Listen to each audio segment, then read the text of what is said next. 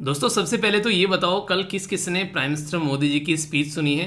जिसने नहीं सुनी है वो नो लिखेगा और जिसने सुनी है वो यस लिखेगा, और जिसने नहीं सुनी है एक बार टाइम निकाल के जरूर सुनना यार, क्योंकि आप लोगों को पता चलेगा कि किस तरीके से हमारे देश को हमारी जो गवर्नमेंट है वो आगे लेकर चलना चाह रही है और किस तरीके से हम उसमें अपना रोल प्ले कर सकते हैं। अगर ये 140 करोड़ देशवासियों को पता रहेगा तो हमारा देश जो है वो काफ़ी स्पीड से आगे बढ़ता हुआ नजर आएगा। तो एक बार सुनिएगा जरूर, आप लोगों को काफ़ी कुछ जानने को मिलेगा और एक तरीके से समझ बढ़ेगी अपने देश के बारे में भी। एक बार जरूर टाइम निकाल कर सुनिएगा, ठीक है। उसको टेलीग्राम पर भी शेयर कर दिया जाएगा। बाकी बड़ी शानदार बात यहाँ पर बोली गई है, बोला गया है कि वक्त से लड़कर जो नसीब बदल दे, इंसान वही जो अपनी तकदीर बदल दे। देखो आप लोगों ने अक्सर सुना होगा कि अगर आप लोग एक गरीब घर में पैदा हो जाते हैं तो ये आप लोगों की गलती नहीं है, पर लेकिन अगर आप लोग उसी गरीबत में मर जाते हैं तो इसमें सरासर आप लोगों की गलती है। कई बार इंसान जो है ना वो सिचुएशन को और कंडीशन को कोसते रहते हैं, यार मेरी ज़िंदगी में तो ऐसा हो गया, मेरी ज़िंदगी में तो वैसा हो गया, पर लेकिन कोई भी उसको बदलने के बारे में नहीं सोचता है। और जो सोचता है वो ज़िंदगी में हमेशा आगे बढ़ता हुआ नजर आता है। इलोन मस्क के बारे में देखो, इंसान को जो जो चीज़ें पसंद नहीं आई वही चीज़ें बदल डाली। जब जब जिस भी चीज़ में हाथ डाला उस चीज़ को एक तरीके से वो नहीं कहते कि झींगा लाला बना डाला। मतलब कहने का क्या है, मतलब कहने का है कि किसी भी चीज़ के ऊपर ब्लेम न करो। अगर आप लोगों को चीज़ें पसंद नहीं आ रही है या तो उनको बदलने की कोशिश करो, और अगर बदल नहीं पाते हो तो फिर उसको एक्सेप्ट करो। टेंशन में खाएं जीरो पे। तो वो वाली कंडीशन मैक्सिमम लोगों को आप लोगों को देखने को मिलेगी। मैक्सिमम लोग इसी गुर्बत में अपनी ज़िंदगी जीकर चले जाते हैं कि उनको चीज़ें पसंद ही नहीं आती है और वो उसको चेंज भी नहीं कर पाते हैं।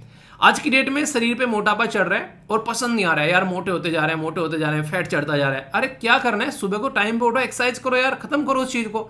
बाहर का उल्टा सीधा खाना बंद करो। ये क्या मतलब है, पढ़ने में मजा नहीं आ रहा, मजा नहीं आ रहा, इतना चिल्लाते रहते हैं, पढ़ा नहीं जा रहा है, पढ़ा नहीं जा रहा है, पढ़ा नहीं जा रहा है, तो बिठा के एक बार अपना शेड्यूल बना लो, अपना टाइम टेबल देखो और उसके हिसाब से पढ़ना स्टार्ट करो। अपने आप मजा आने लगेगा। स्टार्टिंग में मजा नहीं आता है, जब चीज़ें समझ में आने लगी अपने आप मजा आने लगेगा। स्टार्टिंग में एकदम दो दिन में जाओगे, तुरंत आर्नोल्ड नहीं बन जाओगे। थोड़ा टाइम दो, उसके बाद में बॉडी शेप आने लगी, उसके बाद में देखो आप लोगों को मजा भी आएगा कि वाह यार बॉडी में क्या चेंजेस आ रहा है। आप लोग उसको एंजॉय करोगे, फिर और काम करने का मन करेगा। ऐसे ही पढ़ने का है, आज पढ़ना स्टार्ट करो। आंसर राइटिंग नहीं लिखा जा रहा है, सर कैसे लिखे आंसर राइटिंग? कौन माँ के पेट से सीख के आता है यार? कौन था ऐसा राइटर की माँ के पेट से वो रस्किन बॉन्ड बन के आ गया कि हाँ भाई साहब इसने तो किताबें लिख दी आती। सबने स्टार्टिंग में लिखना स्टार्ट किया ना, आराम आराम से चीज़ें आगे बढ़ी हैं। तो कोई भी चीज़ को स्टेप बाय स्टेप करने की कोशिश करो तो सारी चीज़ें आप लोगों की होती नजर आएगी। अगर सारी चीज़ें एकदम टोकरे में रखकर सर पे रख के घूमोगे तो कुछ नहीं होगा और फिर अपने आप को फ्रस्ट्रेशन में पाते हुए पाओगे। तो इसलिए बेसिक अंडरस्टैंडिंग ये बताती है कि स्टेप बाय स्टेप अगर काम होता है तो फिर उसका रिजल्ट भी आता है, थोड़ा सा पेशेंस रखने के बाद में। और जब रिजल्ट आता है तो फिर आप लोग उसको एंजॉय भी कर पाते हो और यहाँ से आप लोगों का काम ही आप लोगों का मोटिवेशन बन जाता है। फिर डेली की जो मोटिवेशन कोटेशन है ना उसकी रिक्वायरमेंट नहीं पड़ेगी, डिसिप्लिन ज़्यादा इंपॉर्टेंट रहेगा। तो लाइफ में डिसिप्लिन आप लोग एक बार को लो और फिर आप लोग देखो कि ज़िंदगी में कितने अच्छे से आप लोग अपनी लाइफ को एंजॉय कर रहे हो। तो ये सबसे बेसिक चीज़ है। अगर आप लोगों ने काम से अपना मोटिवेशन ढूंढना स्टार्ट कर दिया तो किसी चीज़ की आप लोगों को जरूरत नहीं पड़ेगी, इस बात की मैं गारंटी दे रहा हूँ, ठीक है। कौन है इंपॉर्टेंट पर्सनैलिटी और आज इनके बारे में क्यों मैं आप लोगों को बेसिकली यहाँ पर ये पिक्चर दिखा रहा हूँ, बताइए, देखता हूँ कौन कौन सी आंसर देता है।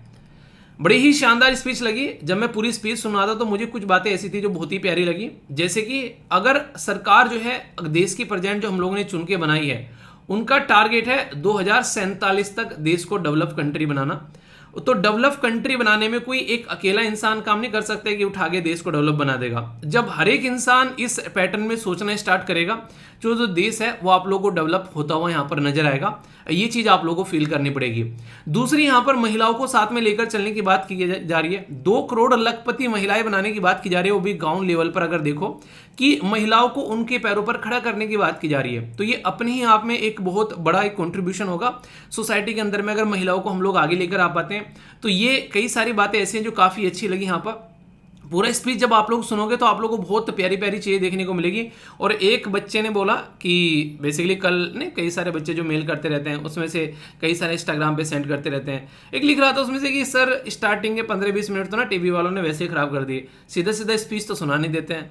तो मैंने कहा ये देखो ऐसा लग रहा है कि भाई साहब ना बिल्कुल इलोन मस्क साहब है और बिल्कुल एक एक मिनट कैसे यूटिलाइज करते हैं कि सारी निचोड़ लेंगे बिल्कुल। अब उसमें देखो तो सही किस किस तरीके से उसमें पर्टिकुलर एंट्री की जा रही है, कैसे कैसे चीज़ें हैं, कैसे कैसे वो चीज़ें पूरा एक वहाँ पर पूरा चीज़ों को सजाया गया है, देश को किस तरीके से देश की कल्चर को दिखाया गया है, मतलब पूरा कितने शानदार तरीके से स्टार्टिंग से वो एक स्टार्टिंग की जो आप लोगों को 10-15 मिनट दिखाई जाती हैं वो सारी चीज़ दिखाने की कोशिश की जाती है। किसी न किसी इंसान ने मेहनत करके उसको सजाया होगा ना वहाँ पर, तो उसको देखने में भी मतलब दिक्कत हो रही है। सामने वाला मेहनत कर रहा है, उसमें पूरा दिन लगा रहा है, पता नहीं कितने दिनों से वहाँ पर चीज़ें चल रही होंगी और 15 मिनट में इंसान को दिक्कत हो रही है। ठीक है, तो ये होती हैं एक तरीके से फालतू की बातें करने वाली चीज़ें, अपनी देश की कल्चर देखने में परेशानी हो रही है। तो चीज़ों को अच्छे से समझने की कोशिश करो, हर एक इंसान ने कुछ ना कुछ इनपुट दे रखा होता है, उसमें उस चीज़ को अंडरस्टैंड करने की कोशिश किया करो। ठीक है, हाउसिंग जो बेसिकली पुअर है उनके लिए हाउसिंग की स्कीम की बात की जा रही है, क्योंकि आज़ादी की 75वीं सालगिरह हम लोग अभी सेलिब्रेट कर हटे हैं, तो कम से कम हर एक इंसान के पास में उसके सर के ऊपर एक छत होनी चाहिए, इसके ऊपर बात की जा रही है। और यहाँ पर जो एक इम्पोर्टेंट डिस्कशन स्टार्ट हुआ यहाँ पर ये है कि हाँ, जो स्टालिन साहब हैं, आप लोगों को पता है कि तमिलनाडु के चीफ मिनिस्टर हैं, उन्होंने बोला कि जो सब्जेक्ट है बेसिकली एजुकेशन का उसको स्टेट लिस्ट के अंदर में लेकर आया जाए। तो ये काफ़ी बड़ा मुद्दा यहाँ पर चला। इसके बारे में हालांकि एक आर्टिकल भी आज बहुत ही अच्छे से उसके बारे में डिस्कस करूंगा मैं पूरा मुद्दा, कि क्यों कहाँ से निकाल कर यहाँ पर ही क्यों लाया गया ये सिस्टम एजुकेशन का। एक इतना शानदार आर्टिकल है कि आप लोगों को सुनकर मजा आएगा। ये सारी बातें उसके अंदर में काफ़ी अच्छे से इंक्लूड करके चलने वाला हूँ, तो आप लोग अच्छे से सुनिएगा, सारी माइंड में बिल्कुल क्लियरिटी आप लोगों को हो जाएगी। ठीक है, और यहाँ पर ये इसलिए दिखाया गया क्योंकि आज है 16 अगस्त और आज ही के दिन जो है हमारे देश में से अटल बिहारी बेसिकली हमारे बीच में से अटल बिहारी वाजपेयी जी जो हैं उन्होंने अलविदा बोला था अपनी शानदार परफॉर्मेंस देते हुए। तो आप लोगों को ये बताना है हमारे देश के कौन से नंबर के प्राइम मिनिस्टर थे यहाँ पर ये, और कितनी बार देश के प्राइम मिनिस्टर बने, इसके बारे में भी इंटरेस्टिंग है, थोड़ा सा जाकर एक बार देखिएगा जरूर। ठीक है, तो ये थी कुछ बेसिक इन्फॉर्मेशन, आई होप कि आप लोगों के माइंड में क्लैरिटी आई होगी। दोस्तों ये एक ऐसा टॉपिक है जिसके ऊपर बहुत ही ज़्यादा लार्ज स्केल पर देश के अंदर में डिबेट और डिस्कशन चल रहा है, और ये कहीं ना कहीं सोचने के लिए मजबूर भी करता है कि एक ऐसी बॉडी जो कि देश के अंदर में इलेक्शन कंडक्ट कराती है वो कितनी इंडिपेंडेंट होनी चाहिए। क्या वो सरकार के कंट्रोल में होनी चाहिए या फिर उसको इंडिपेंडेंटली काम करना चाहिए, क्योंकि सरकार तो आती जाती रहेंगी पर देश वहीं पर ही रहेगा। तो उसी के चलते यहाँ पर ये पूरा बिल जो है इसने कंट्रोवर्सी क्रिएट कर दी। अब पूरी कंट्रोवर्सी क्या है वो मैं आप लोगों को समझाऊंगा यहाँ पर इस पर्टिकुलर बिल के बारे में, ध्यान से सुनिएगा क्योंकि इसके ऊपर क्वेश्चन बनने के चांसेस बहुत ज़्यादा हैं आने वाले टाइम में। हमारे देश में अगर आप लोग बात करेंगे election commission of India, election commission of India जो है वो एक संवैधानिक पोस्ट है जो कि यहाँ पर जिसके बारे में संविधान में लिखा हुआ है, कॉन्स्टिट्यूशन में लिखा हुआ है, और आर्टिकल 324 एक बहुत ही पावरफुल आर्टिकल है जो कि इलेक्शन कमीशन ऑफ इंडिया को पावर देता है कि वो यहाँ पर इलेक्शन कंडक्ट करा सकता है पार्लियामेंट के अंदर में। पार्लियामेंट के अंदर में जैसे कि लोकसभा के इलेक्शन हो गए, जैसे कि राज्यसभा के इलेक्शन हो गए, जैसे कि प्रेसिडेंट के इलेक्शन हो गए, जैसे कि वाइस प्रेसिडेंट के इलेक्शन हो गए, जैसे कि स्टेट असेंबली के इलेक्शन हो गए। तो ये सारे के सारे इलेक्शन जो है हमारे इलेक्शन कमीशन ऑफ इंडिया जो है वो कंडक्ट कराता है। पर लेकिन सोचो इलेक्शन कमीशन ऑफ इंडिया वो इंडिपेंडेंटली काम कर ही नहीं रहे, वो किसी गवर्नमेंट के कंट्रोल में काम कर रहे हैं। तो सोचो देश की डेमोक्रेसी का क्या होगा, देश के लोकतंत्र का क्या होगा, उसके ऊपर क्वेश्चन मार्क लग जाएगा कि यार ये चल क्या रहा है। एक ही पॉलिटिकल पार्टी जो है वो पावर में आती रहेगी बार बार, क्यों? क्योंकि उसने अपना बंदा बैठा रखा है और वो उनके हिसाब से काम कर रहे हैं। तो यहां पर इस पर्टिकुलर पोस्ट को एक इंडिपेंडेंट पोस्ट बनाने के लिए अभी मार्च के महीने में रिसेंटली क्या हुआ था, एक पर्टिकुलर केस था जिसमें सुप्रीम कोर्ट के द्वारा डिसीजन दिया गया, और यहां पर इसके द्वारा डिसीजन देते हुए सुप्रीम कोर्ट ने बड़ा ही शानदार एक पर्टिकुलर एक पैनल बनाया। और उस पैनल में क्या था, अब तक क्या होता था देश के अंदर में आसानी से सरकार अपने हिसाब से किसी भी इंसान को जो थी वो यहां पर chief election commission of India बना देती थी। तो यानी कि जिसको गवर्नमेंट ने चाहा ये पर्टिकुलर बंदा है एक इंसान और उसको बना दिया उठाकर। पर लेकिन जैसे ही सुप्रीम कोर्ट के अंदर में केस पहुंचा और लंबे समय से इसके ऊपर डिस्कशन की मांग चल रही थी, तो यहां पर मुद्दा क्या है निकल के, उससे सारी चीजें अब चेंज होने वाली हैं। उसमें यह बोला गया कि अगर कल को चलकर किसी भी इंसान को इस पर्टिकुलर पोस्ट पर बैठाया जाएगा तो सबसे बड़ी बात क्या है निकलकर, वो आप लोग ध्यान से सुनिएगा, और यहां से क्वेश्चन बनने के चांसेस आप लोगों के बहुत ज्यादा हैं जिसके ऊपर आप लोगों से डायरेक्टली क्वेश्चन पूछे जा सकते हैं। तो इसलिए मैं कह रहा हूं जब आप लोग इसको समझने की कोशिश करोगे तो आप लोग एक एक पॉइंट आप लोग के माइंड में जो है फिर क्लियर होना स्टार्ट हो जाएगा। ठीक है, तो इसलिए एक एक पॉइंट जो है आप लोगों को ध्यान से सुनना है कि कैसे आप लोगों को यहाँ पर अपॉइंटमेंट करना है। ये पूरा प्रोसीजर भी आप लोगों को यहाँ पर पता होना चाहिए, तभी आप लोग चीज़ों को अच्छे से अंडरस्टैंड कर पाओगे। तो मुद्दा क्या है, मुद्दा यहाँ पर यह है कि 2015 में जो यहाँ पर एक बेंच थी जो लीड की गई थी जिनका नाम था के एम केएम जोसेफ साहब के द्वारा यहाँ पर एक बेंच लीड की गई थी और उसने यहाँ पर किस तरीके से सेंटर अपॉइंट कर रही है हमारे देश के अंदर में इलेक्शन कमीशन को, तो उसके बारे में चेंज करने की बात की गई थी कि इलेक्शन कमीशन कैसे अपॉइंट होना चाहिए, वो इंडिपेंडेंट तरीके से अपॉइंट होना चाहिए, यानी कि सरकार के हिसाब से अपॉइंट होना चाहिए। तो ये पीआईएल डाली गई थी देश के अंदर में, और यहाँ पर पीआईएल डाली गई थी 2015 में, जिसको पब्लिक इंटरेस्ट लिटिगेशन बोलते हैं। एक ऐसी लिटिगेशन जो पब्लिक के इंटरेस्ट में है, जो सबके फायदे के बारे में बात करेगी। तो इसके ऊपर एक डिसीजन आया अभी रिसेंटली मार्च के महीने में 2023 में। तो मार्च 2023 में जो डिसीजन आया उसने सबको हिला डाला। कैसे? उसने डिसीजन ने ये बोला कि अब अगर किसी इलेक्शन कमीशन ऑफ इंडिया को अपॉइंट करना है तो वहां पे 3 लोग जो हैं उस अपॉइंटमेंट में पार्टिसिपेट करेंगे। पहले कौन होंगे, इसी से पूरा मुद्दा यहां पर जो है बेसिकली वो न्यूज में आ गया। पहले तो होंगे प्राइम मिनिस्टर ऑफ इंडिया, ये बेसिकली यहां पर रहेंगे। दूसरे यहां पर रहने वाले हैं वो रहने लीडर ऑफ अपोजिशन। जो लीडर ऑफ अपोजिशन आप लोगों को देखने को मिलेंगे यहां पर बेसिकली लोकसभा के अंदर में, वो रहेंगे। और तीसरे जो पर्सन है वो रहेंगे चीफ जस्टिस ऑफ इंडिया। अब यहां पर अकेले प्राइम मिनिस्टर चाहे भी तो अपनी मनपसंद के इंसान को जो है इलेक्शन कमीशन नहीं बना सकते। क्यों? क्योंकि लीडर ऑफ अपोजिशन जो है वो यहां पर अपोज करेंगे कि ये इंसान नहीं होना चाहिए। और चीफ जस्टिस ऑफ इंडिया रहेंगे वो तो किसी भी पॉलिटिकल पार्टी के नहीं है, ना तो यहां पर गवर्नमेंट के हैं और ना ही यहां पर अपोजिशन के हैं। तो ये एक इंडिपेंडेंट इंसान हो गए। तो अब ये हो गया कि जो मैक्सिमम डिसीजन जाएंगे वो चीफ जस्टिस ऑफ इंडिया के हिसाब से यहां पर अपॉइंटमेंट किया जाएगा, और वो किसी भी पॉलिटिकल पार्टी का फेवर यहां पर नहीं करेंगे। यानी कि एक इंडिपेंडेंट इंसान को वहां पर बैठाया जा सकता है उस पर्टिकुलर पोस्ट के ऊपर। ये सारी बातें यहां पर देखने को मिली।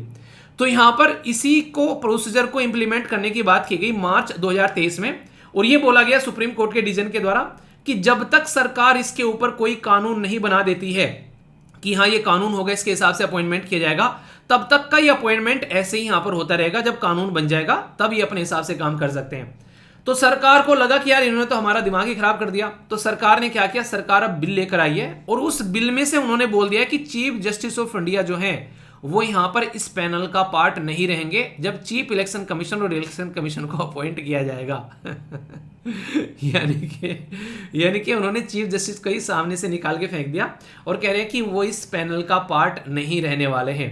तो उसके चलते पूरी कंट्रोवर्सी स्टार्ट हो गई। यानी कि सरकार ये चाहती है कि चीफ जस्टिस ऑफ इंडिया को हटाकर पूरा कंट्रोल जो है, अगर मान लीजिए वहां से हटाकर उन्होंने उसमें होम मिनिस्टर डाल दिया, ठीक है, या फिर कोई इंडिपेंडेंट पर्सन डाल दिया उन्होंने, तो वो कौन होगा? वो होगा सरकार के द्वारा इंडिपेंडेंट पर्सन। होम मिनिस्टर होंगे तो वो सरकार के होंगे, ठीक है, लॉ मिनिस्टर होंगे तो वो भी सरकार के होंगे। तो कोई भी पर्सन होगा वो सरकार का होगा और वो अपॉइंटमेंट कर पाएंगे अपने हिसाब से। तो इसको लेकर पूरा जो है अभी बवाल मचा हुआ है यहाँ पर, क्योंकि यहाँ पर अगर एक पर्टिकुलर कॉन्स्टिट्यूशनल पोस्ट पर अगर कोई इंसान इस तरीके से बैठता है वो भी इलेक्शन कराने वाली पर, तो उसके चलते यहाँ पर ये मुद्दा देखने को मिल रहा है। तो बिल जो है जो यहाँ पर जो वैक्यूम था अब तक उसके लिए कोई कानून नहीं था, वो कानून लेकर आने की बात करें और अपॉइंटमेंट की बात करें इलेक्शन कमीशन की, तो इसकी वजह से कंट्रोवर्सी यहाँ पर चल रही है। आप लोग बताइए क्या ये पहले जो डिसीजन दिया गया था सुप्रीम कोर्ट ने, इसके अंदर कोई कमी खामी थी? और अगर पैनल यहाँ पर इसको नहीं रखेगा तो क्या इलेक्शन कमीशन ऑफ इंडिया की पोस्ट जो है वो इंडिपेंडेंट रह पाएगी? इसमें आप लोगों की क्या रहे, आप लोगों को ये बताना है। बाकी याद रखना 5 आर्टिकल 324 से लेकर 329 तक का ये पार्ट 15 में इलेक्शन कमीशन ऑफ इंडिया के बारे में मेंशन किया गया, जो कि आप लोगों को यहाँ पर पता होना चाहिए। 3 मेंबर की बॉडी आप लोगों को यहाँ पर ये देखने को मिलती है, जो कि बेसिक इन्फॉर्मेशन है। आप लोगों को ये बताना है कि किस साल में हमारे देश के अंदर में जो एज है वो चेंज की गई थी। पहले 21 हुआ करती थी, इसको घटाकर 18 कर दिया गया था। कौन सा संविधान संशोधन करके चेंज किया गया था? इस क्वेश्चन का आंसर आप लोगों को देना है। तो पूरा खेल क्या है आप लोगों को समझ में आ गया होगा, ठीक है। तो इस तरीके से काम चलता है जब रस्साकसी चलती है सरकार के बीच में और यहाँ पर बेसिकली जो कोर्ट के बीच में। और कल जब प्राइम मिनिस्टर मोदी साहब जो हैं अपना जो स्पीच दे रहे थे, उन्होंने कोर्ट की बड़ाई की कि कोर्ट भी अब जो है दूसरी लैंग्वेज में अपने डिसीजन देने की बात कर रहे हैं। तो उस पर चीफ जस्टिस ऑफ इंडिया भी एक तरीके से हंस रहे थे उस टाइम पर कि हाँ चलो हमारा भी अप्रिसिएशन हो रहा है। तो वो पूरा स्पीच सुनना आप लोगों को काफ़ी कुछ नया जानने को मिलेगा यार, ठीक है। उसको शेयर कर दिया जाएगा टेलीग्राम पर भी, वैसे सर्च कर लेना यूट्यूब पर मिल ही जाएगा आसानी से, तो उसको जरूर देखना एक बार, ठीक है दोस्तों। एक ऐसा लूप होल बताने जा रहा हूँ जो शायद ही अपने बारे में कोई बताता है, पर लेकिन जब टीम के पास में एक नहीं कई सारे मेल अभी रिसेंटली ऐसे देखने को मिले, तो उनसे मेरे दिमाग की घंटी बजी और ये चीज़ मैंने टीम के साथ में डिस्कस नहीं की है। तो आप लोगों को ये चीज़ अपने तक ही रखनी है। मैं आप लोगों को प्रोसीजर बता रहा हूँ क्योंकि मुझे पता है कि फिर वहाँ पर टीम के पास में जाओगे तो वो इस चीज़ को अलाउ नहीं करेंगे। पर मैं आप लोगों को बिना झकझक मारे, बिना कोई टेंशन लिए, बड़ा ही आसान सा एक इनरोल करने का प्रोसीजर बता रहा हूँ, जिसमें आप लोगों के लगभग 4000 रुपये बच जाएंगे। क्या है पूरा प्रोसीजर सुनिए। ये कहोगे सर अपने ही पैरों पर कुल्हाड़ी मार रहे हो, कुल्हाड़ी नहीं यार, देखो जो चीज़ें हैं आप लोग ले सकते हो, तो उसका एक लूप होल है और ये बेसिकली मुझे समझ में आया और मैंने टीम से डिस्कस नहीं किया, समझो कैसे।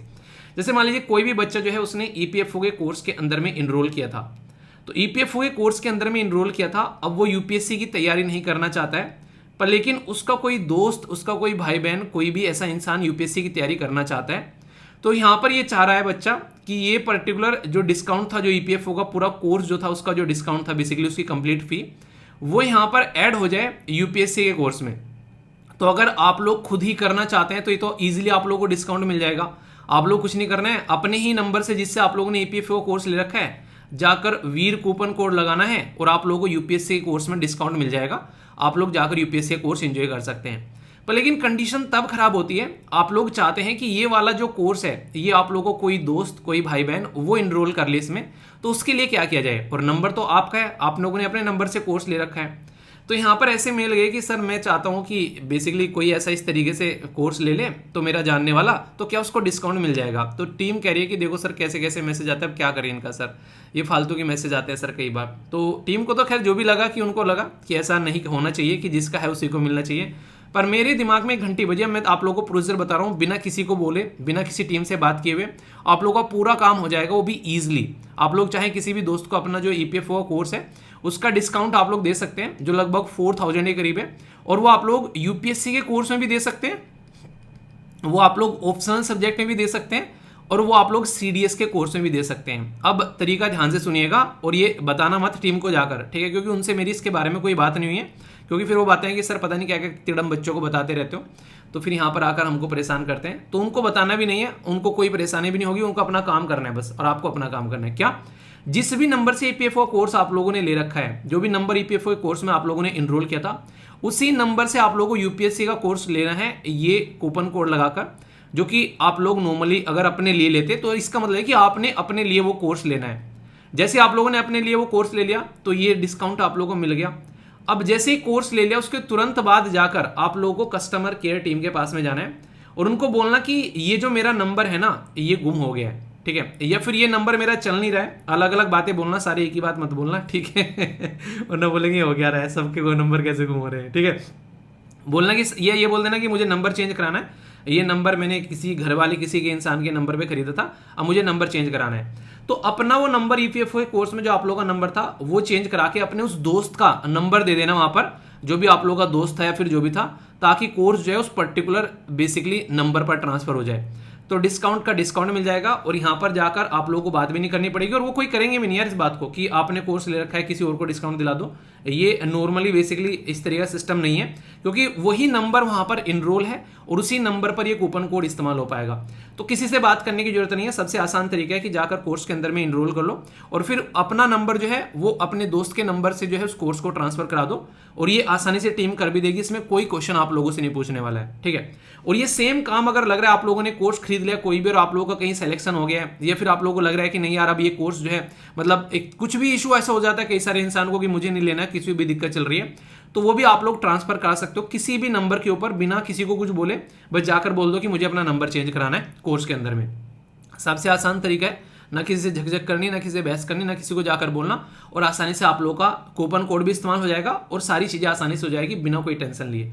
पर लेकिन याद रखना, ये मत बोलना कि इस तरीके से बताया गया है, क्योंकि यार फिर देखो टीम को ये लगता है कि सर ऐसे ऐसे काम करते रहते हैं, उनको ये लगता है कि सर फालतू में, मतलब एक तरह ना, उनको समझ रहे हो आप लोग मैं क्या बोलना चाह रहा हूँ, तो ये मेरे और आपके बीच में रहना चाहिए। तो आप लोग ये सारी चीज़ें यहाँ पर इस्तेमाल कर सकते हो, ठीक है? तो ये एक छोटी सी इन्फॉर्मेशन थी जो मुझे शेयर करनी थी, तो इसका आसानी से आप लोग एंजॉय उठा सकते हो। अच्छा, एक क्वेश्चन का आंसर आप लोग दो, आप लोग कैसे पता लगाते हैं कि ये टॉपिक जो है वो इम्पोर्टेंट है या फिर टॉपिक इम्पोर्टेंट नहीं है? तो यहाँ पर इसका अंदाजा कैसे नॉर्मली लगना चाहिए कि यार उस टॉपिक से एग्जाम में क्वेश्चन पूछे जाने चाहिए। तो ये जो टॉपिक है ये एजुकेशन सिस्टम से रिलेटेड है, और 2020 में क्वेश्चन पूछा गया कि digital education, basically digital initiative का एजुकेशन सिस्टम के साथ में कंट्रीब्यूशन यानी कि कनेक्शन के बारे में। अभी पेट नहीं भरा, अगले साल फिर से क्वेश्चन पूछ लिया कि यहाँ पर पॉपुलेशन की जो एजुकेशन है उसके बारे में, यहाँ पर कि किस तरीके से उसके ऊपर फोकस किया जा सकता है। और इसी के साथ में अगर लग रहा है कि यार ये तो मेंस के लिए है ओनली, तो यहाँ पर 2012 में ऑलरेडी आप लोगों से संविधान के प्रोविजन से रिलेटेड यहाँ पर एजुकेशन से रिलेटेड क्वेश्चन पूछ लिया। तो यानी कि एजुकेशन एक बहुत ही फेवरेट टॉपिक है एग्जामिनर का, और खासकर जब ये टॉपिक कवर किया जाए गवर्नमेंट सोर्स यानी कि प्रेस इंफॉर्मेशन ब्यूरो के द्वारा, तो यहाँ पर अक्सर आप लोगों से वो इंपॉर्टेंट आर्टिकल डिस्कस किए जाते हैं जो कि अलग अलग जो इंपॉर्टेंट सोर्सेज से उठाए जाते हैं और जिनके एग्जाम में आने के चांसेस बहुत ज़्यादा होते हैं। अभी हमारे देश के अंदर में 2020 में एजुकेशन पॉलिसी लेकर आई गई जिसका पूरा नाम था नेशनल एजुकेशन पॉलिसी। ये जो पॉलिसी है अभी अपने 3 साल पूरे कर रही है। तो यहाँ पर जब भी कोई चीज़ इस तरीके से एक ड्यूरेशन पूरा करती है और उसको लॉन्च किए हुए कुछ टाइम हो जाता है, तो हम लोग चेक करते हैं कि हम लोग सही डायरेक्शन में जा रहे हैं नहीं जा रहे हैं। जैसे आप लोगों ने क्लासेस स्टार्ट की, क्लास स्टार्ट करने के बाद में आप लोगों ने टेस्ट लगाया, तो टेस्ट लगाने के बाद में आप लोगों को थोड़ा सा आइडिया होता है कि हाँ यार कुछ तो सीखा है, ठीक है। तो इससे क्या होता है, इससे ये होता है कि एक कॉन्फिडेंस भी आता है कि हाँ सही डायरेक्शन में चल रहे हैं नहीं चल रहे हैं। तो सरकार भी ऐसे ही अपने आप को चेक करती है। तो ये जो टॉपिक है जीएस पेपर 2 में एजुकेशन के साथ में आप लोग कनेक्ट कर सकते हैं, और नेशनल एजुकेशन पॉलिसी के साथ साथ में और भी कई सारी बातें डिस्कस करूंगा। और ये टॉपिक जो था यहाँ पर, ये इसलिए भी यहाँ पर काफी ज्यादा न्यूज में आया था क्योंकि यहाँ पर लोकसभा में इसके बारे में डिस्कशन हुआ था, तो इसलिए भी यहाँ पर इसके बारे में बातें की गई थी। तो अगर आज की डेट में आप लोगों से पूछे कि एजुकेशन सिस्टम में सबसे बड़ी कमी और खामी क्या है, तो आप लोग क्या बोलोगे? मतलब 99% बच्चे बोलेंगे कि सर पढ़ तो लेते हैं पर लेकिन जॉब नहीं मिलती। पर लेकिन आप लोग जानते हो कि हमारे अगर हिस्ट्री आप लोग उठाकर देखोगे, नालंदा यूनिवर्सिटी जो कि एक ऐसी यूनिवर्सिटी हुआ करती थी हमारे देश में जहाँ की विदेशों से भी लोग पढ़ने आया करते थे, उस यूनिवर्सिटी को डिस्ट्रॉय किसके द्वारा किया गया? उस यूनिवर्सिटी को डिस्ट्रॉय किया गया 1190 में बख्तियार खिलजी के द्वारा। यानी कि इन इंसानों का ये मानना था कि एजुकेशन सिस्टम को डिस्ट्रॉय कर दो तो चीज़ें अपने आप सेटल हो जाएंगी। यही सेम कंडीशन अंग्रेजों ने देखी। अंग्रेजों ने भी हमारे एजुकेशन सिस्टम पे क्वेश्चन मार्क लगाया। यानी कि उनको ये पता था कि ये एजुकेशन सिस्टम अगर आप आगे बढ़ता रहा ना, तो भाई साहब इंडिया को कोई भी कभी भी अपने कंट्रोल में ले नहीं सकता है, क्योंकि वो एजुकेशन सिस्टम आप लोगों को जॉब नहीं देता था, आप लोगों को इतना एनलाइटनमेंट देता था, बेसिकली इतना एनलाइटन करता था कि आप लोग कहीं ना कहीं चाहे किसी भी आप लोग तबके से आते हो निकलकर, अगर आप लोग उस एजुकेशन सिस्टम के थ्रू होकर गुजर रहे हो तो कोई ना कोई काम धंधा आप लोग कर ही लोगे। जैसे आज के टाइम में बोलते हैं कि इंजीनियरिंग कर लो तो इंसान कहीं भी जाके घुस जाता है, कि किसी को देख लो इसने इंजीनियरिंग कर रखी है वो आईएएस बन गया, इंजीनियरिंग कर रखी है वो बेसिकली किसी दूसरे फील्ड में जाकर घुस गया जहां देखो इंजीनियर खड़े हुए हैं, ठीक है। तो बिल्कुल ऐसा ही सिस्टम बोला जाता था इंडियन एजुकेशन सिस्टम के बारे में। एक तरीके से आज का इंजीनियर उस टाइम का एक एजुकेशन सिस्टम से होकर गुजरा हुआ एक इंसान जो कि किसी भी फील्ड में यानी कि उसको सारी चीजें सिखाई जाती थी। मुझे अभी भी याद आती हैं अपने ताऊजी की बातें, अब तो खैर वो इस दुनिया में नहीं है। वो अक्सर बोला करते थे कि पढ़ लिख कर कितने भी आगे चले जाओ पर लेकिन ये जरूर जानना कि अपनी खेती कैसे की जानी है। क्यों?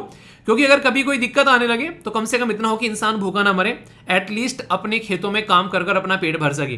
तो अगर किसी भी फील्ड से आप लोग आते हैं, चाहे आप लोगों का कोई भी बैकग्राउंड क्यों ना हो, एटलीस्ट आप लोग उसके बारे में जानना जरूर चाहिए। ये हमारी हिस्ट्री भी हम लोगों को सिखाती है, अगर आप लोग हिस्ट्री उठाकर देखोगे। और हमारे संविधान निर्माता ने एजुकेशन को कितना इंपॉर्टेंस दिया है वो आप लोगों को पता ही है। और इसी के ऊपर क्वेश्चन पूछा गया 2012 में। यहाँ पर आप लोग किसी भी एरिया में जाओ, डीपीएसपी में जाओ, वहां पर एजुकेशन के बारे में बात की जाती है। Rural and urban local bodies के बारे में जाओ तो एजुकेशन के बारे में बात की जाती है कि कैसे एजुकेशन को इंप्रूव करना है। 5th, 6th, 7th शेड्यूल हर जगह एजुकेशन के बारे में आप लोगों को देखने को मिलेगा। तो यानी कि ये क्वेश्चन का आंसर सीधा सीधा आप लोगों को डी देखने को मिलता है। यानी कि हर जगह एजुकेशन के बारे में बात की जा रही है। और ऑप्शन के तौर पर अगर आप लोग आंसर देखना चाहते हैं तो डीपीएसपी में 45वां जो आर्टिकल है यहाँ पर, ये फ्री एंड कंपलसरी एजुकेशन के बारे में बात करता है बच्चों के लिए। इसी के साथ में आप लोगों को पता है फंडामेंटल राइट भी बना रखा है एजुकेशन को आर्टिकल 21A के अंदर में, तो ये भी एजुकेशन की बात की जा रही है। 86th कॉन्स्टिट्यूशन अमेंडमेंट किया गया था, ये इसके लिए यहाँ पर आगे चलकर इसको फिर कानून में कन्वर्ट किया गया।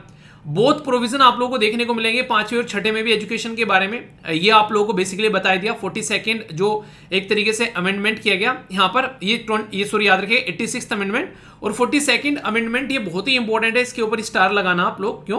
क्योंकि एजुकेशन जो है पहले स्टेट लिस्ट में आया करता था, तो अमेंडमेंट किया गया, स्टेट लिस्ट से इसको हटाकर कॉन्करेंट लिस्ट में लाया गया। मतलब क्या है इसका मतलब है कि पहले इस पे स्टेट गवर्नमेंट ही कानून बना पाती थी, अब इस पे सेंटर और स्टेट दोनों गवर्नमेंट कानून बना पाती है। और ये काम कब किया गया? ये किया गया 1976 के अंदर में, यानी कि जब हमारे देश में इमरजेंसी लगी हुई थी 1975 से लेके 77 तक का, उस टाइम पर यहाँ पर ये सिस्टम चेंज किया गया। तो यहां से एक अंदाजा लगाइए आप लोग यहाँ पर कि एजुकेशन को कितनी इंपॉर्टेंस दी है। उन सब चीजों को ध्यान में रखते रखते हमारे देश के अंदर में फिर आती है नेशनल एजुकेशन पॉलिसी। ऐसा नहीं है कि पहले हमारे देश के अंदर में नेशनल एजुकेशन पॉलिसी नहीं थी। बहुत ही अच्छे से नेशनल एजुकेशन पॉलिसी थी हमारे 1968 में। नेशनल एजुकेशन पॉलिसी हमारे देश के अंदर में लाई गई थी, जिसको हम लोग फर्स्ट नेशनल एजुकेशन पॉलिसी बोलते हैं। और ये मैंने आप लोगों को कई बार बताया भी है। दूसरी किस टाइम लेकर आई गई थी, ये आप लोग बताइए। तीसरी जो लेकर आई गई थी ये 2020 में लेकर आई गई। तो यानी कि 3 बार हमारे देश में अब तक नेशनल एजुकेशन पॉलिसी लेकर आई जा चुकी है, ताकि एजुकेशन सिस्टम को इंप्रूव कर सके। अभी यहाँ पर जो कुछ थोड़ा सा अच्छे से सोचने वाले बच्चे हैं, थोड़ा सा नहीं, जब कुछ पढ़ाया जाता है तो उनको दिमाग लगाते हैं, तो उनके दिमाग में एक बात यहाँ पर आ रही होगी कि सर आपने अभी बताया कि 42nd कॉन्स्टिट्यूशन अमेंडमेंट करके हमने एजुकेशन को स्टेट से निकालकर हम लोगों ने कॉन्करेट में डाल दिया कि दोनों सेंटर और स्टेट जो है वो दोनों मिलकर कानून बना सकते हैं। पर लेकिन ये जो घटना घटित हुई, ये तो घटना घटित हुई थी 1976 में। अभी यहाँ पर आप लोग बात करें फर्स्ट नेशनल एजुकेशन पॉलिसी की, वो लेकर आई गई सरकार के द्वारा 1968 में। तो ये कैसे पॉसिबल है? तो इसको कहते हैं थोड़ा सा अच्छे लेवल पर जाकर सोचना। अगर ढंग से सुन रहा है तो उसके माइंड में ऐसा क्वेश्चन जरूर आना चाहिए। हमारे देश के अंदर में आप लोगों को एक प्रोविजन देखने को मिलेगा, अगर कई सारे स्टेट मिलकर यहाँ पर सेंटर को बोलते हैं किसी पर्टिकुलर मुद्दे पर कानून बनाने के लिए, तो सेंटर उस मुद्दे पर एक कॉमन कानून बनाता है यहाँ पर। तो ये एक इंपॉर्टेंट प्रोविजन आप लोगों को यहाँ पर देखने को मिलता है। तो इसलिए यहाँ पर आप लोगों को देखने को मिलेगा कई सारे ऐसे सब्जेक्ट होते हैं जो कि यहाँ पर आप लोगों को ना तो सेंट्रल लिस्ट में देखने को मिलेंगे, ना ही स्टेट लिस्ट में देखने को मिलेंगे, पर फिर भी उनके लिए कॉमन प्रोविजन क्रिएट कर दिया जाता है सेंट्रल गवर्नमेंट के द्वारा यहाँ पर, ताकि स्टेट जो है उस प्रोविजन को ढंग से इंप्लीमेंट कर सके। ऐसा मुद्दा आप लोगों को देखने को मिलता है। तो ये मुद्दा आप लोग यहाँ पर समझ के रखेगा, इसको लेकर कोई कंफ्यूजन नहीं होना चाहिए। जैसे मैंने याद करने के लिए बताया था 1968 में फर्स्ट लाई गई थी, इसका उल्टा कर दो 68 का 86। इसमें सेकंड नेशनल एजुकेशन पॉलिसी जो है वो हमारे देश के अंदर में लेकर आई गई थी। वैसे तो इसमें बहुत सारे प्रोविजन हैं, और अगर आप लोग रियलिटी में समझना चाहते हैं पूरी नेशनल एजुकेशन पॉलिसी को, तो एक बार जाकर नेशनल एजुकेशन पॉलिसी बाय वीर आप लोग सर्च कर लेना। ये वीडियो आ जाएगी 2020 की आप लोगों के सामने खुलकर, जिसमें ये पूरी पॉलिसी बहुत ही तसल्ली में आप लोगों को पढ़ाई गई थी। अभी यहाँ पर सिस्टम क्या है? अभी यहाँ पर सिस्टम यह है कि इस नेशनल एजुकेशन पॉलिसी को बहुत ही सिस्टमेटिक वे में लेकर चला गया। आज की डेट में आप लोग चाहो तो एक साथ में 2-2 डिग्रियां ले सकते हो। तो ये मुझे काफी अच्छा प्रोविजन यहाँ पर देखने को मिला। और ऐसा भी है कि आप लोग अगर आज की डेट में मान लीजिए बीटेक करना स्टार्ट कर दिए, 1 साल तक आप लोगों ने बीटेक किया, इसके बाद में मन नहीं कर रहा है पढ़ने का, किसी और दूसरी स्ट्रीम में चले गए, तो नॉर्मली ये टाइम बर्बाद हो जाता था। अब इसका भी सर्टिफिकेट आप लोगों को मिलेगा कि इसको एक्सपीरियंस है 1 साल का बीटेक का भी। अभी यहाँ पर इस पर्टिकुलर एरिया में ये आया है। तो इसके चलते यहाँ पर जो पहले हमारा 10+2 वाला सिस्टम था, उसको रिप्लेस कर दिया इनके द्वारा 5+3+3+4।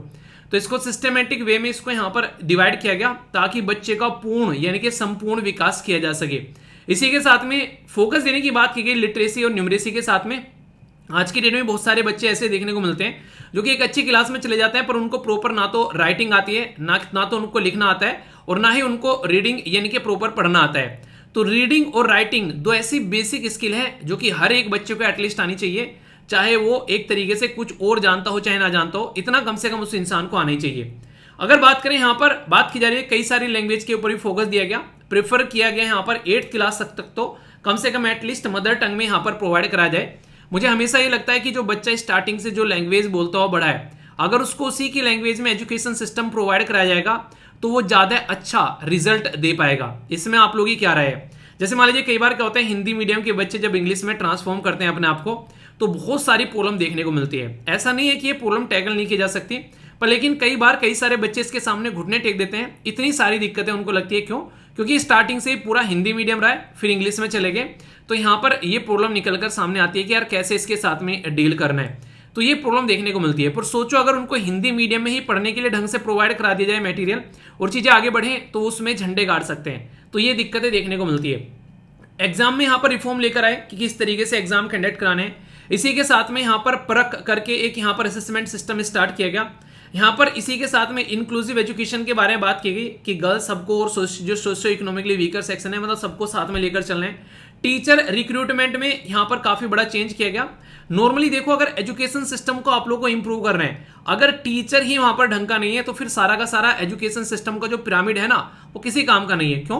क्योंकि उसके बेस में टीचर है। अगर टीचर ढंग से चीजें समझा नहीं पा रहा है, पढ़ा नहीं पा रहा है, तो आप लोग सोचो क्या फायदा है यहाँ पर उस पर्टिकुलर एजुकेशन सिस्टम का। बच्चा जाएगा और टाइम पास कर वहां पर आ जाएगा। तो टीचर जो है वो जरूरी है यहाँ पर, वो भी क्वालिफाइड टीचर हो, तो तब जाकर यहाँ पर सिस्टमेटिक वे में वो चीजों को कंप्लीट कर पाएगा। इसी के साथ में स्टैंडर्ड की बात की जा रही है, किस तरीके से एजुकेशन सिस्टम को लेकर चलना है, क्या क्या ऑथोरिटी यहाँ पर होनी चाहिए। और वोकेशनल एजुकेशन के बारे में तो बहुत ही इंपॉर्टेंट काम किया गया। वोकेशनल एजुकेशन का तो नाम सुनते ही मुझे याद आ जाती है नालंदा यूनिवर्सिटी और पुरानी बातें। क्यों? क्योंकि वहां पर एक इंसान को सारी चीजें सिखाई जाती थी, मतलब उसको किस तरीके से बढ़ाईगिरी का काम करना है, किस तरीके से मतलब सारी चीजें नहीं होती समाज में जो सारे काम होते हैं, ये नहीं तो ये कर लेगा। तो इसीलिए यहाँ पर अंग्रेजों के द्वारा जब कमेटी बनाई गई स्टार्टिंग में बोला गया कि ये देखो जाकर कितने लोग बेरोजगार हैं, तो उन्होंने बोला वहां कोई भी इंसान बेरोजगार नहीं है, सबके साथ सबके पास में रोजगार है। क्यों? क्योंकि कोई इंसान जो है उसको इस तरीके से वहां पर एजुकेशन सिस्टम में ढाला गया था कि आज ये बढ़ाई है तो कल को इलेक्ट्रीशियन का काम कर सकता है, और ये नहीं तो कल को तीसरा कोई काम कर सकता है। ऐसी चीजें आप लोग यहां पर देख सकते हैं। मतलब कहने का यह है कि आज की डेट में जैसे यहां पर किसी भी सिस्टम के बारे में आप लोग बात करिए तो इंसान कोई ना कोई काम कर लेगा, वो भूखा नहीं मरेगा।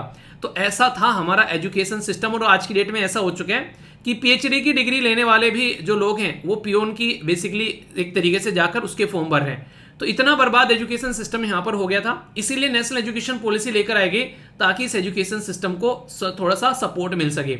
और ऐसा ही नहीं, यहां पर अगर ढंग से आप लोग देखोगे बहुत सारी स्कीम्स भी सरकार के द्वारा लॉन्च की गई नेशनल एजुकेशन सिस्टम को और ज्यादा सपोर्ट प्रोवाइड कराने के लिए, जैसे PM school for rising India. तो यहां पर इसका नाम श्री रखा गया। इसमें बोला गया कि हाई जो क्वालिटी एजुकेशन जो है वो प्रोवाइड कराई जाएगी, बच्चों को एक ऐसा इन्वायरमेंट मिलेगा। निपुण इनिशिएटिव लेकर आएंगे यहाँ पर इसी के चलते कि कैसे यहाँ पर इन्वायरमेंट प्रोवाइड कराना है। एक universal एक्वाइजिशन for the foundational literacy and numeracy, तो निपुण होना चाहिए एक बच्चा। पीएम विद्या के बारे में बात की गई यहाँ पर कि कैसे डिजिटल लर्निंग के बारे में हम लोग बात कर सकते हैं, ऑनलाइन लर्निंग को प्रमोट कर सकते हैं। ये बिल्कुल ऐसे ही जैसे यहाँ पर क्वेश्चन नहीं पूछा गया डिजिटल लर्निंग के बारे में, यहाँ पर आप लोगों से बात की गई तो किस तरीके से अभी आप लोगों ने 2022 में कोविड-19 2020 में कोविड-19 आ गया तो आप लोगों को लगा थोड़ा सा कि हाँ यार एजुकेशन सिस्टम में डिजिटलाइजेशन बहुत ज्यादा जरूरी है, पर लेकिन इसके बारे में बात की जाती है ऑलरेडी कि हाँ ऐसा नहीं कि कोविड-19 ही रीजन बना है, कोविड-19 ने उसको आगे बढ़ा दिया, पर लेकिन इसके भी साथ में कई सारी चीजें ऐसी हैं जो कि यहाँ पर इसके ऊपर काम कर रही थी। ठीक है, तो यानी कि एक तरीके से आप लोग ऐसा बोल सकते हैं कि कोविड-19 ने उसको एक पुश दे दिया काफी अच्छा।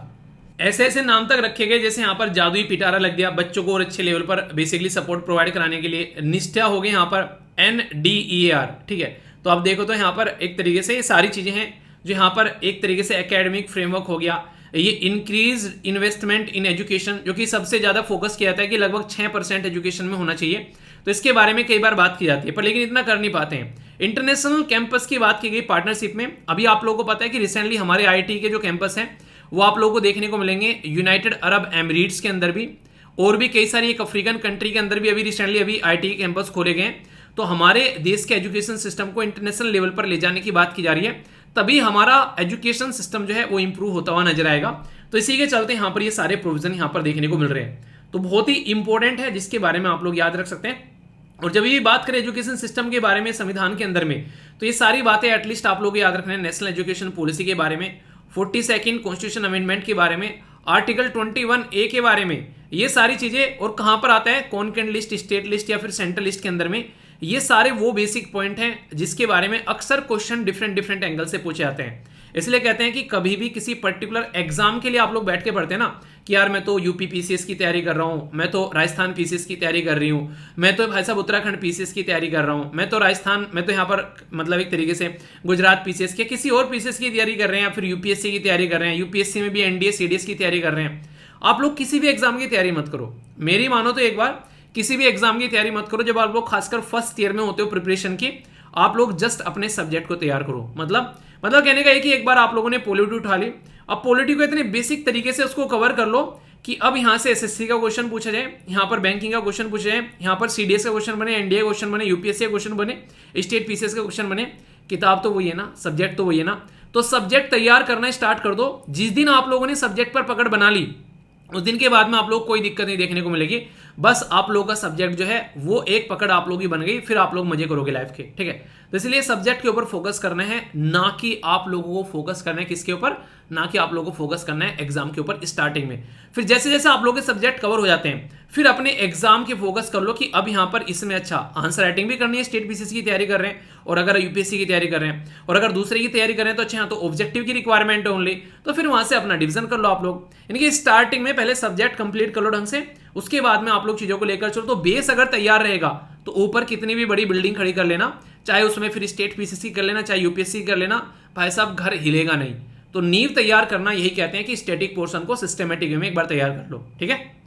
बाकी इतनी सारी ये जो स्कीम्स आप लोगों को बताई थी, 19 से रिलेटेड क्वेश्चन है, यहाँ पर पढ़ लो और बताना कौन सा सही है। इसका आंसर भी आप लोगों को प्रोवाइड करा रखा है। आंसर जो है नोट की बात की जा रही है और आंसर यहाँ पर ए देखने को मिलेगा, इसको मैच कर लेना, कोई बड़ी बात नहीं है, सारी की सारी वही चीजें। और ये क्वेश्चन है, क्वेश्चन कोशिश किया करो एटलीस्ट एक क्वेश्चन डेली आप लोगों को मिनिमम एक तो लिखना ही लिखना है। उससे आप लोगों की माइंड की चर्निंग चलती रहेगी कि क्या क्या चीजें हैं, किस तरीके की चीजों के बारे में सोचते हैं। आप लोग लिख के देखने की कोशिश करना। स्टार्टिंग में तो पेन चलेगा नहीं कॉपी में, इस बात की मैं गारंटी देता हूं, ठीक है। आराम आराम से चीजें करोगे, कोशिश करो कि थोड़ा थोड़ा चीजों को लिखना स्टार्ट करो। सबसे आसान तरीका जो मुझे लगता है पर्सनली वो ये है कि पहले अपने बारे में सोचो थोड़ा सा और उसको लिखने की कोशिश करो। आप लोगों का नेचर क्या है, क्या क्या चीजें पसंद है, क्या क्या पसंद नहीं है, अपने दिनचर्या लिखो पहले 2-4 दिनों तक लगातार, तो आप लोगों का माइंड जो है वो सोचना स्टार्ट करना स्टार्ट कर देगा और फिर वहां से आप लोगों को थॉट आने स्टार्ट हो जाएंगे और फिर आप लोगों को लिखना भी स्टार्ट कर दोगे आप लोग आराम से। यानी कि ये प्रक्रिया आराम से फॉलो करो 10, 15, 20 दिन, उसके बाद में चीजें स्टार्ट करना। यानी कि आज बोल दे तो आज ही आंसर राइटिंग पे कूद गए, तो ये बिल्कुल गलत बात है। फ्रस्ट्रेट होकर बैठ जाओगे और बोलोगे यार ये कैसे कर रहे हैं, हम क्यों नहीं कर रहे हैं। क्योंकि अभी कई सारे मेल मुझे ऐसे देखने को मिले, आंसर राइटिंग ग्रुप में कई सारे बच्चे बहुत ही बेहतरीन आंसर लिख रहे हैं। कई तो ऐसे हैं, मतलब मैं ये कहूँ कि सर्दी गर्मी छुट्टी बरसात कुछ भी आ जाए, ऐसा मुझे यकीन है उनका आंसर जरूर आएगा। और मतलब ये रियलिटी में है, फेसबुक ग्रुप पर भी कई सारे लगे रहते हैं। और इसी के साथ में सबसे जो जरूरी है, अगर टेलीग्राम पर आप लोग जाकर देखोगे, मतलब रेगुलर कुछ हो चाहे ना, उनका आंसर जरूर आता है। तो यार जो इस लेवल पर जाकर प्रैक्टिस करा उसको कोई रोक सकता है कि आप लोग खुद बताइए।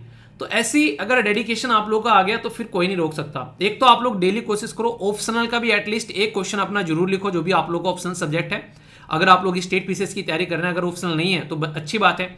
और जैसे कि क्वेश्चन दिए जाते हैं वहां पर, एक बात ध्यान रखना कि 250 शब्द में क्वेश्चन लिखने के लिए बोला गया है, तो ये मेनली यूपीएससी वालों के लिए है। अगर स्टेट पीसीएस की तैयारी करें तो उसी क्वेश्चन का आंसर आप लोग 150 शब्द में दे सकते हैं। तो ये बातें आप लोग ध्यान रखिएगा और एक दूसरे का आंसर जरूर रिव्यू करना, ठीक है। तो ये तो कंप्लीट आर्टिकल पर एक छोटी सी बात और कि कई सारे मेल आए कि सर कल जो 15 अगस्त था, कल चीजें जो हैं हम लोग बेसिकली इनरोल नहीं कर पाए, कोई दिक्कत रह गई है। तो आज शाम 16 अगस्त तक आप लोग देख लेना, क्योंकि कई सारे लोगों की छुट्टी थी, वो एंजॉय कर रहे थे। और टीम भी जो थी, काफी सारी जो टीम थी उसका भी कल ऑफ था बेसिकली, आप लोगों ने देखा, क्योंकि ये सरकारी छुट्टी होती है 15 अगस्त और 26 जनवरी। बाकी तो सारी चीजें सही चलती रहती हैं, उसमें कोई इशू नहीं है। तो आज शाम 16 अगस्त तक आप लोगों का जो सारी फैसिलिटीज थी, जो सारे डिस्काउंट कूपन वगैरह थे, वे 16 अगस्त तक काम करने वाले हैं, ठीक है। तो आप लोग उनको आज शाम तक आप लोग उनको कंप्लीट कर लेना। तो मुझे लगता है कि यहाँ पर आप लोग अब सारी चीजें अपना सिस्टमेटिक वे में लेकर चल पाओगे। अब कोई भी दिक्कत आप लोगों को यहाँ से नहीं होनी चाहिए, ठीक है। तो जो जो फैसिलिटी 15 अगस्त की शाम तक थी, वो 16 अगस्त तक आप लोग एंजॉय कर सकते हैं। तो सारी चीजें आप लोग की उसी पैटर्न में आप लोगों को अवेलेबल हो जाएगी और टीम भी फुल सपोर्ट आप लोग को प्रोवाइड कराएगी, जो कि आप लोग यहाँ पर जाकर कॉन्टैक्ट कर सकते हैं, ठीक है। तो एक छोटी सी इन्फॉर्मेशन थी जो कई सारे बच्चे रेगुलर मैसेज कर रहे थे इसके लिए। ये एक ऐसा क्वेश्चन है जो कि बड़ी ही फ्रीक्वेंटली आप लोगों का बेसिकली वनडे टाइप एग्जाम में पूछा जा सकता है। बात पूछ लेंगे कि बेलम डिक्लेरेशन क्या है। अमेजन कंट्री जो है वो फेल हो गई है एग्री होने के लिए बेलम डिक्लेरेशन पे। तो आखिर क्या था ये बेलम डिक्लेरेशन, इसके बारे में डायरेक्ट क्वेश्चन पूछा जा सकता है। At least 80% of the forest need to be protected to avoid the irreversible tapping point. देखो जिंदगी में ना क्या होता है कि जिंदगी में इंसान गलती करता है, एक और गलती कर दी, एक और गलती कर दी, एक और गलती कर दी, कई बार इतनी सारी गलतियां कर देता है कि उसकी गलतियां सुधारने का जो मौका है वो खत्म हो जाता है। नाम सुना है, एक तरीके से आप लोगों ने सुना होगा, महाभारत के अंदर में शिशुपाल का सर काटा गया था कृष्ण जी के द्वारा। ये बोला था कि इसके 100 गालियां माफ करूंगा मैं, पर लेकिन जब 101 भी हो जाएगी तो उसके बाद में इसका सर कलम कर दिया जाएगा, और ऐसा ही हुआ। तो यहाँ पर नॉर्मली इंसान क्या करता है, जैसे आज के डेट में थोड़ा सा मोटापा चढ़ गया शरीर के ऊपर में, फिर आगे चलकर और मोटापा चढ़ गया, फिर वो मोटापा जो है कई सारी बीमारियां लिया, फिर और सारी बीमारियां लिया, यहाँ तक तो फिर भी सही है कि चलो एक्सरसाइज करके ठीक हो जाएंगी। कुछ ऐसी बीमारियां हो गई जो कि लाइलाज हैं, अब यहाँ से रिवर्स नहीं जा सकते। तो लिमिटेशन पर ही इंसान को खेलना चाहिए। तो अगर हम लोगों ने फॉरेस्ट काटनी स्टार्ट कर दी, आज काट दिए जंगल, और काट दिए और काट दिए और काट दिए, और ऐसे लेवल पर लेकर आ गए कि अब यहाँ पर अगर आप लोग इसको काटना बंद भी कर दोगे तो भी चीजें नहीं सुधरने वाली है। टाइम प्रेशर इतना ज्यादा हाई हो गया है कि अब यहाँ पर कोई वेजिटेशन बचने वाली है नहीं है, और जीवन जो है वो मुश्किल हो जाएगा अब पृथ्वी के ऊपर में। तो इन चीजों के बारे में यहाँ पर बात की जा रही है। तो बेलम डिक्लेरेशन जो है यहाँ पर, ये एक तरीका डिक्लेरेशन है जिसमें कई सारी कंट्री का बोलो बेसिकली 8 कंट्री जो है वो इकट्ठा हुई। 8 कंट्री किसकी, तो ये है अपनी प्यारी कंट्री। यहां से आप लोग जाइए, इसको बोलते हैं साउथ अमेरिका। ये ऊपर वाला पोर्शन आप लोगों को नॉर्थ अमेरिका कहलाता है, नीचे वाला पोर्शन कहलाता है साउथ अमेरिका, और उसके बीच वाला जो पोर्शन है इसको बोलते हैं कैरेबियन वाला एरिया, ठीक है। तो यहाँ पर जो ये वाला पोर्शन आप लोगों को यहाँ पर देखने को मिल रहा है साउथ अमेरिका का, इसमें टोटल मिलाकर 8 कंट्री हैं। 8 कंट्री में जैसे आप लोग यहाँ पर देखते हैं, एक तो हो गया बोलिविया, ठीक है। बोलोविया के साथ में आप लोगों को यहाँ पर देखने को मिलेगा ब्राजील, दूसरा। इसी के साथ में आप लोगों को कोलंबिया देखने को मिलेगा, तीसरा। इसी के साथ में आप लोगों को यहाँ पर कोलंबिया के साथ में इक्वाडोर यहाँ पर नजर आ रहा है कहीं को, ये हो गया इक्वाडोर, ठीक है। 4 कंट्री हो गई। इक्वाडोर के साथ में गुयाना आप लोगों को देखने को मिलेगा, दिख रहा है कहीं को, इसमें मैप में यहाँ पर सोनी हो रहा है, ठीक है, जूम कर देखना। चलो ये आप लोगों के लिए होमवर्क हो गया। इसी के साथ में आप लोगों को यहाँ पर देखने को मिलेगा पेरू, पेरू आप लोगों को यहाँ पर देखने को मिल रहा है, ये रहा, ठीक है। यहाँ पर अच्छा ये तो रहा गुयाना, ये रहा, ठीक है, छोटू सा दिख तो रहा है ठीक है। इसी के साथ में आप लोगों को वेनेजुएला देखने को मिल रहा है और यहाँ पर आप लोगों को देखने को मिल रहा है सुरिनाम, ठीक है। ये तो ये टोटल ये कंट्री है जहां पर मैक्सिमम अमेजन फॉरेस्ट आप लोगों को देखने को मिलता है, यानी कि अमेजन के जंगल, और इनको दुनिया का लंग्स बोला जाता है। यहीं से आप लोगों की अमेजन रिवर होकर गुजरती है। तो इनको प्रोटेक्ट करने की बात की जा रही है कि इनमें डिफोरेस्टेशन, यानी कि डिफोरेस्टेशन का मतलब क्या होता है, यानी कि जो वृक्ष काटे जा रहे हैं उनको रोकना, और एफोरेस्टेशन का मतलब क्या होता है, डी का मतलब डिलीट करना, ठीक है, और ए का मतलब होता है एक तरीके से अराइज बोल दो आप लोग, ठीक है, लगाना, डिलीट से अपोजिट कर लेना बेसिकली, ठीक है। कई सारे बच्चों को इसमें कंफ्यूजन होता है, खासकर हिंदी मीडियम वालों को, मुझे भी हुआ करता था, मैंने कहा डिफोरेस्टेशन है, फॉरेस्टेशन क्या क्या है यार ये तो ये प्रॉब्लम देखने को मिलती है। तो टेंशन मत लिया करो, जो चीज नहीं आती है उसका तिड़मबाजी लगा के याद रखने की कोशिश किया करो, ठीक है। तो बेलम डिक्लेरेशन जो है इसने एक अमेजन समिट जो यहाँ पर देखने को मिली। तो इंपॉर्टेंस क्या है कि देखो, अगर आज की डेट में मैं बोलूँ कि मैं अपने गांव में कैसे रहा करता था, तो मुझे पता है कि वहां पर रहने का सबसे आसान तरीका क्या है, अच्छे से खाना किस तरीके से खा पाते हैं, किस तरीके से कहाँ पर हम लोग खेलने जाते हैं, तो गाँव में रहकर किस तरीके से अपनी लाइफ को एंजॉय कर सकते हैं, क्योंकि मैं वहां पर रहा हूँ। पर लेकिन अगर कोई शहर वाला बच्चा उसको बोल दो गाँव में जाकर रहना है, तो सबसे पहले तो वो गर्मी की मारी मर जाएगा, बोलेगा यार एसी नहीं है यहाँ पर, तो ठीक है, मूवी थिएटर नहीं है यहाँ पर, तो पॉपकॉर्न नहीं मिलते यहाँ पर, तो यहाँ पर तो पिज्जा बर्गर भी नहीं मिलते, यहाँ पर तो चाउमीन भी नहीं मिलता उसके लिए तो जीना आराम हो जाएगा जिसको आदत पड़ी हुई है। अब उसको क्या पता गाँव में छाछ मिलती है, गाँव में दही मिलती है, गाँव में मक्का की रोटी मिलती है, सरसों का साग मिलता है। तो इंडिजिनसली हम लोग किस तरीके से वहां पर अपनी चीजों को प्रोटेक्ट कर सकते हैं, उसको मिलाने के लिए उसके बारे में बात की गई। तो इंडिजिनस नॉलेज यहां पर होनी चाहिए, सबसे पहले तो इसके बारे में बात की गई, ठीक है, इंडिजिनस नॉलेज के बारे में। इसी के साथ में सस्टेनेबल फॉरेस्ट के बारे में बात की गई कि सस्टेनेबल का मतलब क्या है। हमारे पूर्वज यहां से अगर सारे जंगल को खत्म करके चले जाते तो क्या हम लोग लाइफ को एंजॉय कर पाते? नहीं कर पाते। हम लोग किस लिए एंजॉय करें? क्योंकि उन्होंने अपनी ड्यूटी निभाई, अब हमारी रेस्पॉन्सिबिलिटी है ड्यूटी निभाने की। कई सारे बच्चे पेड़ लगाते हैं और मुझे ट्विटर पर टैग करते हैं, अच्छा लगता है, वो आप लोग लगाया करो। मैंने बोला था नहीं SLV आर्मी प्लांटिंग ट्री, तो ये बहुत ही अच्छा एक ड्यूरेशन होता है जिसमें आप लोग ट्री प्लांट कर सकते हो। तो इसमें आप लोगों का जो पेड़ है वो उपजेगा ही उपजेगा अगर आप लोग उसको दिल से लगाओगे, ठीक है। उसमें भी दिल लगाने की बात होती है जहां दिल लग जाता है ना वो काम बन जाता है अक्सर। अगर दिल लगाओगे ना सही जगह पर तो वैसा रिजल्ट बेहतरीन आएगा, ठीक है। पर लेकिन सही जगह पर लगा होना चाहिए, चाहे वो इंसान हो, चाहे वो किताबें हो, चाहे वो पेड़ हो, चाहे वो कोई भी रिलेशन हो, यार दोस्त, ठीक है।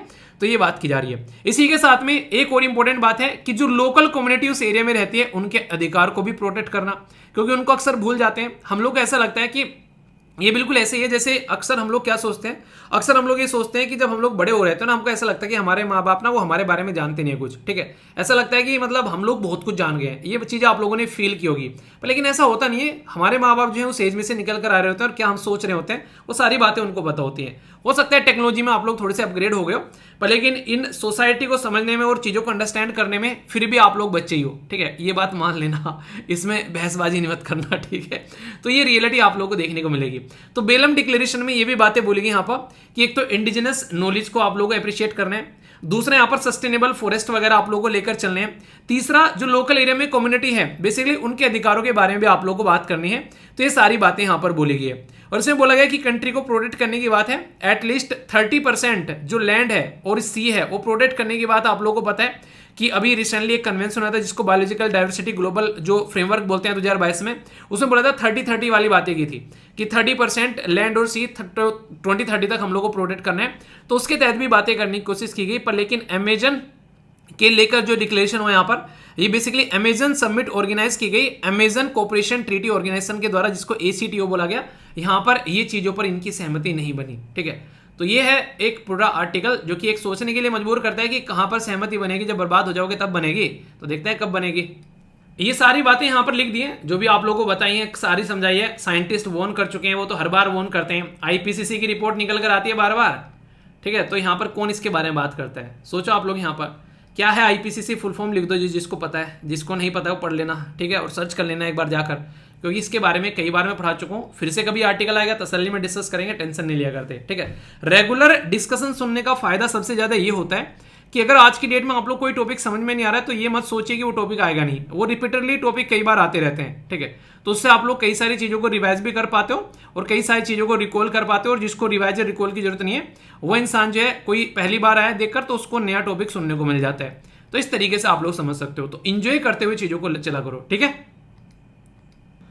दोस्तों। अक्सर आप लोगों ने देखा होगा बच्चे के हाथ में कच्ची पेंसिल दी जाती है ताकि उसकी अगर कोई गलती उससे हो जाए तो उसको मिटाया जा सके उससे, उस रबर की हेल्प से। पर लेकिन जैसे ही बच्चा जो होता है बड़ा होता है उसके हाथ में पेंसिल दे दी जाती है, और उसका बेसिक रीज़न ये है कि अब ये ट्रस्ट किया जाता है कि अब ये गलती नहीं करेगा, क्योंकि अब उसमें उसकी मिटाने की क्षमता जो है वो नहीं है। अक्सर आप लोगों ने देखा होगा जब एग्जामिनेशन हॉल में जाकर बैठते हैं तो वहाँ पर गोला गलती फिल हो जाता है, तो उसको रगड़ रहे होते हैं नाखून से बैठकर, और फिर उसको रगड़ रगड़ कर फन्ना फट जाता है, पर लेकिन वो गलतियां नहीं मिटती, वो दिखती रहती है कि यहाँ पर गलती की है।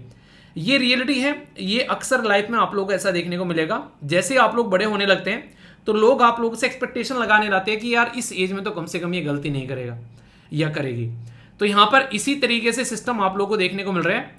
जो भी कोई सामान देश के अंदर में मैन्युफैक्चर किया जाता है, अगर वो अपने ही मोहल्ले पड़ोस के अंदर कोई बेच रहा है तो समझ में आता है कि गलतियां कर रखी है, चल जाएगी। पर लेकिन अगर वो एक राज्य से दूसरे राज्य में जा रहे हैं तो और बेसिकली आप लोगों के रूल और रेगुलेशन बढ़ जाएंगे। पर लेकिन अगर वही प्रोडक्ट हमारे देश में से किसी दूसरे देश में जा रहा है, अब ये नहीं देखेंगे कि ये प्रोडक्ट जो है ये फलानी कंपनी ने बना रखा है, ढिमकानी कंपनी ने बना रखा है, उसके ऊपर लिखा रहेगा मेड इन इंडिया। तो जब उस पर मेड इन इंडिया लिख दिया उस प्रोडक्ट के ऊपर में, तो अब इज्जत बेइज्जती उस कंपनी की नहीं हो गई, इज्जत बेइज्जती देश की हो गई। तो अब यहां पर क्वालिटी के साथ में कोई कॉम्प्रोमाइज नहीं होना चाहिए।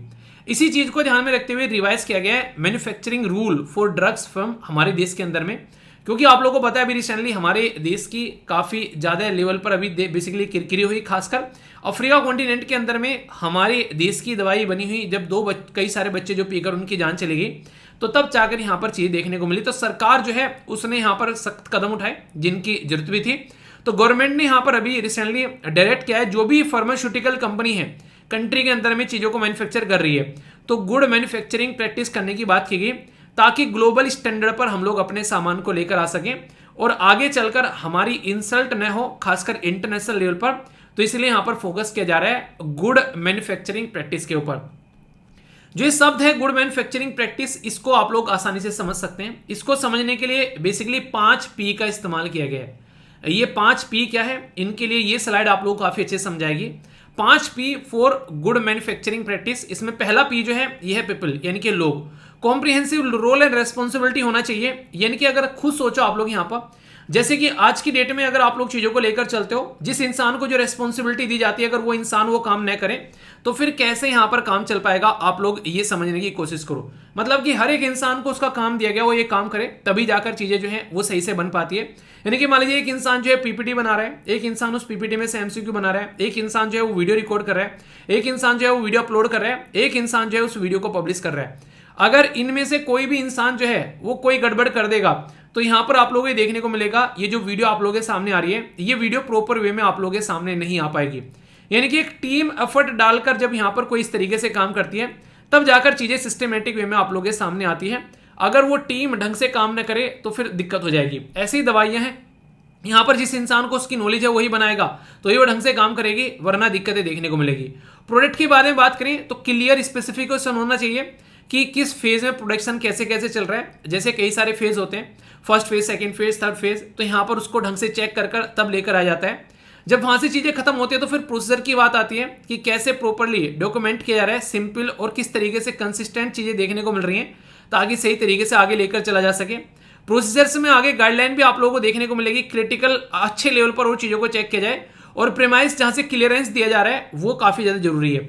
यहां पर किसी ने ढंग से काम नहीं किया और यहां से क्लियर करा के ले गया अपने प्रोडक्ट को, वो प्रोडक्ट डिजास्टर होगा, वो मार्केट में ऐसा बेइज्जती करने वाला है क्यों नहीं करेगी, वो इज्जत के इतने चीथड़े करेगा, इतने चीथड़े करेगा कि पूरी इज्जत के चीथड़े उड़ जाएंगे। ठीक है, तो वही वाली बात है। तो यहाँ पर जैसे आप लोगों ने देखा होगा गदर मूवी में चीथड़े चीथड़े चलते हैं, ऐसे ही फिर यहाँ पर देश की इज्जत के चीथड़े होते हैं अगर ढंग से यहाँ पर कोई काम नहीं करता है। तो ये जरूरी है कि चीजों में बैलेंस बनाकर चला जाए, तभी जाकर वो प्रोडक्ट की क्वालिटी अच्छी होगी और तभी जाकर वो प्रोडक्ट जो है मार्केट में टिक भी पाएगा। तो ये बहुत ही ज्यादा इंपॉर्टेंट और जरूरी फैक्टर आप लोगों को यहाँ पर देखने को मिलते हैं। वैसे इसको और थोड़ा सा समझना चाहते हैं तो इसको और डीपली समझाने की कोशिश की गई। क्वालिटी मैनेजमेंट, क्वालिटी कंट्रोल, ठीक है, क्वालिफिकेशन एंड द जो यहाँ पर वैलिडेशन के बारे में बात की जा रही है, इक्विपमेंट, डॉक्यूमेंटेशन, तो टोटल मिलाकर 15 ऐसी बातें यहाँ पर बोली गई हैं जो कि थोड़ा सा और डीपली जाकर चीजों को समझाने की कोशिश की जा रही है, ठीक है। तो इसमें से कुछ इंपॉर्टेंट पॉइंट आप लोग कम से कम याद रख सकते हैं। ऐसे नहीं कि सारी की सारी चीजें आप लोगों को रटनी है, पर हाँ जितनी याद रह जाए उतनी ज्यादा बेटर रहती है, ठीक है। कई बार कई सारी स्लाइड एक्स्ट्रा आप लोग जब पीडीएफ डाउनलोड करते हो ना, उसमें एक्स्ट्रा स्लाइड मिलती है कई बार। उसका बेसिक पर्पज यार ये रहता है कि जब आप लोग इन स्लाइड को डाउनलोड कर कभी बैठकर रिवीजन करो तो एटलीस्ट वो टॉपिक और ज्यादा क्लियर रहे, आप लोगों को कंफ्यूजन न रहे। जैसे यहाँ पर ये मेन प्रैक्टिस बता दी, अब यहाँ पर थोड़ी सी और डिटेल में डाल दी यहाँ पर चीजें, फिर इन्हीं चीजों का आप लोग देखोगे तो यहाँ पर लिखी हुई भी मिल जाती है हिंदी और इंग्लिश में, तो आप लोग कोई दिक्कत देखने को नहीं मिलेगी। तो पीपीटी बनाने का बेसिक पर्पज यही रहता है कि ताकि आप लोगों को सिस्टमेटिक वे में सारी चीजें मिल जाएं, जब भी आप लोग पढ़ने बैठे, समझने बैठे, तो आप लोग उस एटलीस्ट उनको समझ सकें, आप लोगों के माइंड में कोई कंफ्यूजन न देखने को मिले। तो ये सारी चीजें यहाँ पर बात की जा रही है। इसका सिग्निफिकेंस क्या है? एक तो सबसे बड़ी बात यह है कि ग्लोबल स्टैंडर्ड की हम लोग को चीजें बनानी है, जिसमें जरूरी है किस तरीके से प्रमोट कर सकते हैं हम लोग, ग्लोबल मैन्युफैक्चरिंग हब बन सकते हैं जेनरिक मेडिसिन में, जिसको सारी दुनिया लोहा मानती है कि इंडिया की जेनरिक मेडिसिन के सामने कोई नहीं टिकता, क्योंकि हमारे यहाँ पर हब है बेसिकली, आप लोगों को देखने को मिलेगा ये, ठीक है। तो इसलिए जरूरी है यहाँ पर। इसी के चलते एक तरीके से कंप्यूटर का इस्तेमाल करके डिजिटलाइज सिस्टम यहाँ पर किया जा रहा है, ताकि डेटा को ढंग से किया जा सके लेकर। इसी के साथ में सबसे बड़ी जो बात होती है क्वालिटी किस तरीके से चेक करनी है इंडस्ट्री की, वो सारी बातें मैंने भी आप लोगों से बात की। तो इनको नीड है रिवाइज करने की, रीजन के तौर पर आप लोग यहाँ पर बताते हैं। अभी रीजन क्या था, जैसे मैंने बताया अभी 70 बच्चों की डेथ हो गई गांबिया के अंदर में, 18 बच्चे उज्बेकिस्तान के अंदर में और 3 बच्चे यूएसए के अंदर में यहाँ पर, जो कि यहाँ पर कहीं ना कहीं बात करते हैं कि इंडियन मैन्युफैक्चरिंग जो किसी न किसी तरीके की ड्रग्स थी उसकी वजह से यहाँ पर दिक्कतें देखने को मिली। तो ये आप लोग ऐसे बोल सकते हैं कि कहीं ना कहीं एक बहुत ही एक लो लेवल पर जाकर काम किया गया, तब जाकर दिक्कतें देखने को मिली। दोनों ही चीजें हो सकती हैं, क्योंकि कई सारे देश में इंडिया ने बोला एटलीस्ट चेक तो करवा दो, चेक भी नहीं कराया गया, तो कई जगह ये भी देखने को मिला कि हमारी इमेज भी खराब करने की कोशिश की जा रही है। तो दोनों ही चीजें हैं, इमेज खराब करने की कोशिश की जा रही है तो यार उसमें तो कुछ कर नहीं सकते, पर लेकिन एटलीस्ट अपने आप को चेक तो कर सकते हैं कि हम लोग कहीं गलती तो नहीं है, गलती तो नहीं कर रहे कहीं यहाँ पर। ओनली 2000 में से अगर बात करें, मतलब 10,500 में से 2000 ड्रग्स मैन्युफैक्चरर जो हैं वो आज की डेट में ग्लोबल स्टैंडर्ड फॉलो कर रहे हैं। आप लोग सोच के देखो, हमारे देश के अंदर में 10,000 या 10,500 लोग जो हैं वो दवाइयां बना रहे हैं, उसमें से ओनली 2000 ऐसे हैं जो कि स्टैंडर्ड ड्रग के रेगुलेशन फॉलो कर रहे हैं, जो कि इंटरनेशनल लेवल के हैं। तो आप लोग सोचो, WHO जिसको वेरीफाई करता है कि ये स्टैंडर्ड होने चाहिए, ओनली 2000 वो ऐसे ऐसे लेवल पे काम कर रहे हैं, बाकी के और क्या कर रहे हैं भाई साहब, 8500 किस लेवल की दवाई बना रहे हैं, तो आप लोग अंदाजा लगा लो यहाँ से।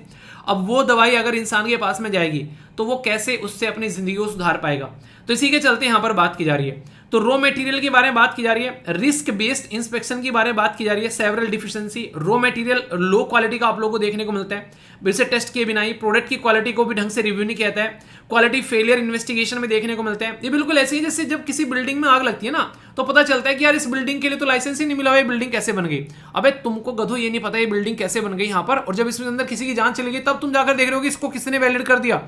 तो कहां सो रहे थे, अब से पहले अपनी ड्यूटी कैसे कर रहे थे तुम लोग। तो ये घटिया चीज देखने को मिलती है। ये बिल्कुल वही है, गब्बर इज बैक मूवी देखिए बेसिकली अक्षय कुमार की, उसमें पूरा यही प्रोसीजर समझाने की कोशिश की गई कि हर एक इंसान जो है ऊपर से नीचे तक मिला रहता है, और करप्शन सबसे ज्यादा खतरनाक चीज होती है। अगर आप लोगों ने 15 अगस्त की स्पीच सुनी होगी प्राइम मिनिस्टर मोदी साहब की, उसमें यह बात उन्होंने बहुत ही सलीके से बोली है, करप्शन के बारे में बात की। अगर आप लोगों ने ध्यान से देखा होगा कि सबसे बड़ी दीमक है देश के अंदर में, अगर ध्यान से आप लोग देखोगे, अगर ये मिट जाए तो आधे से ज्यादा चीजें तो वैसे ही सुधर जाए।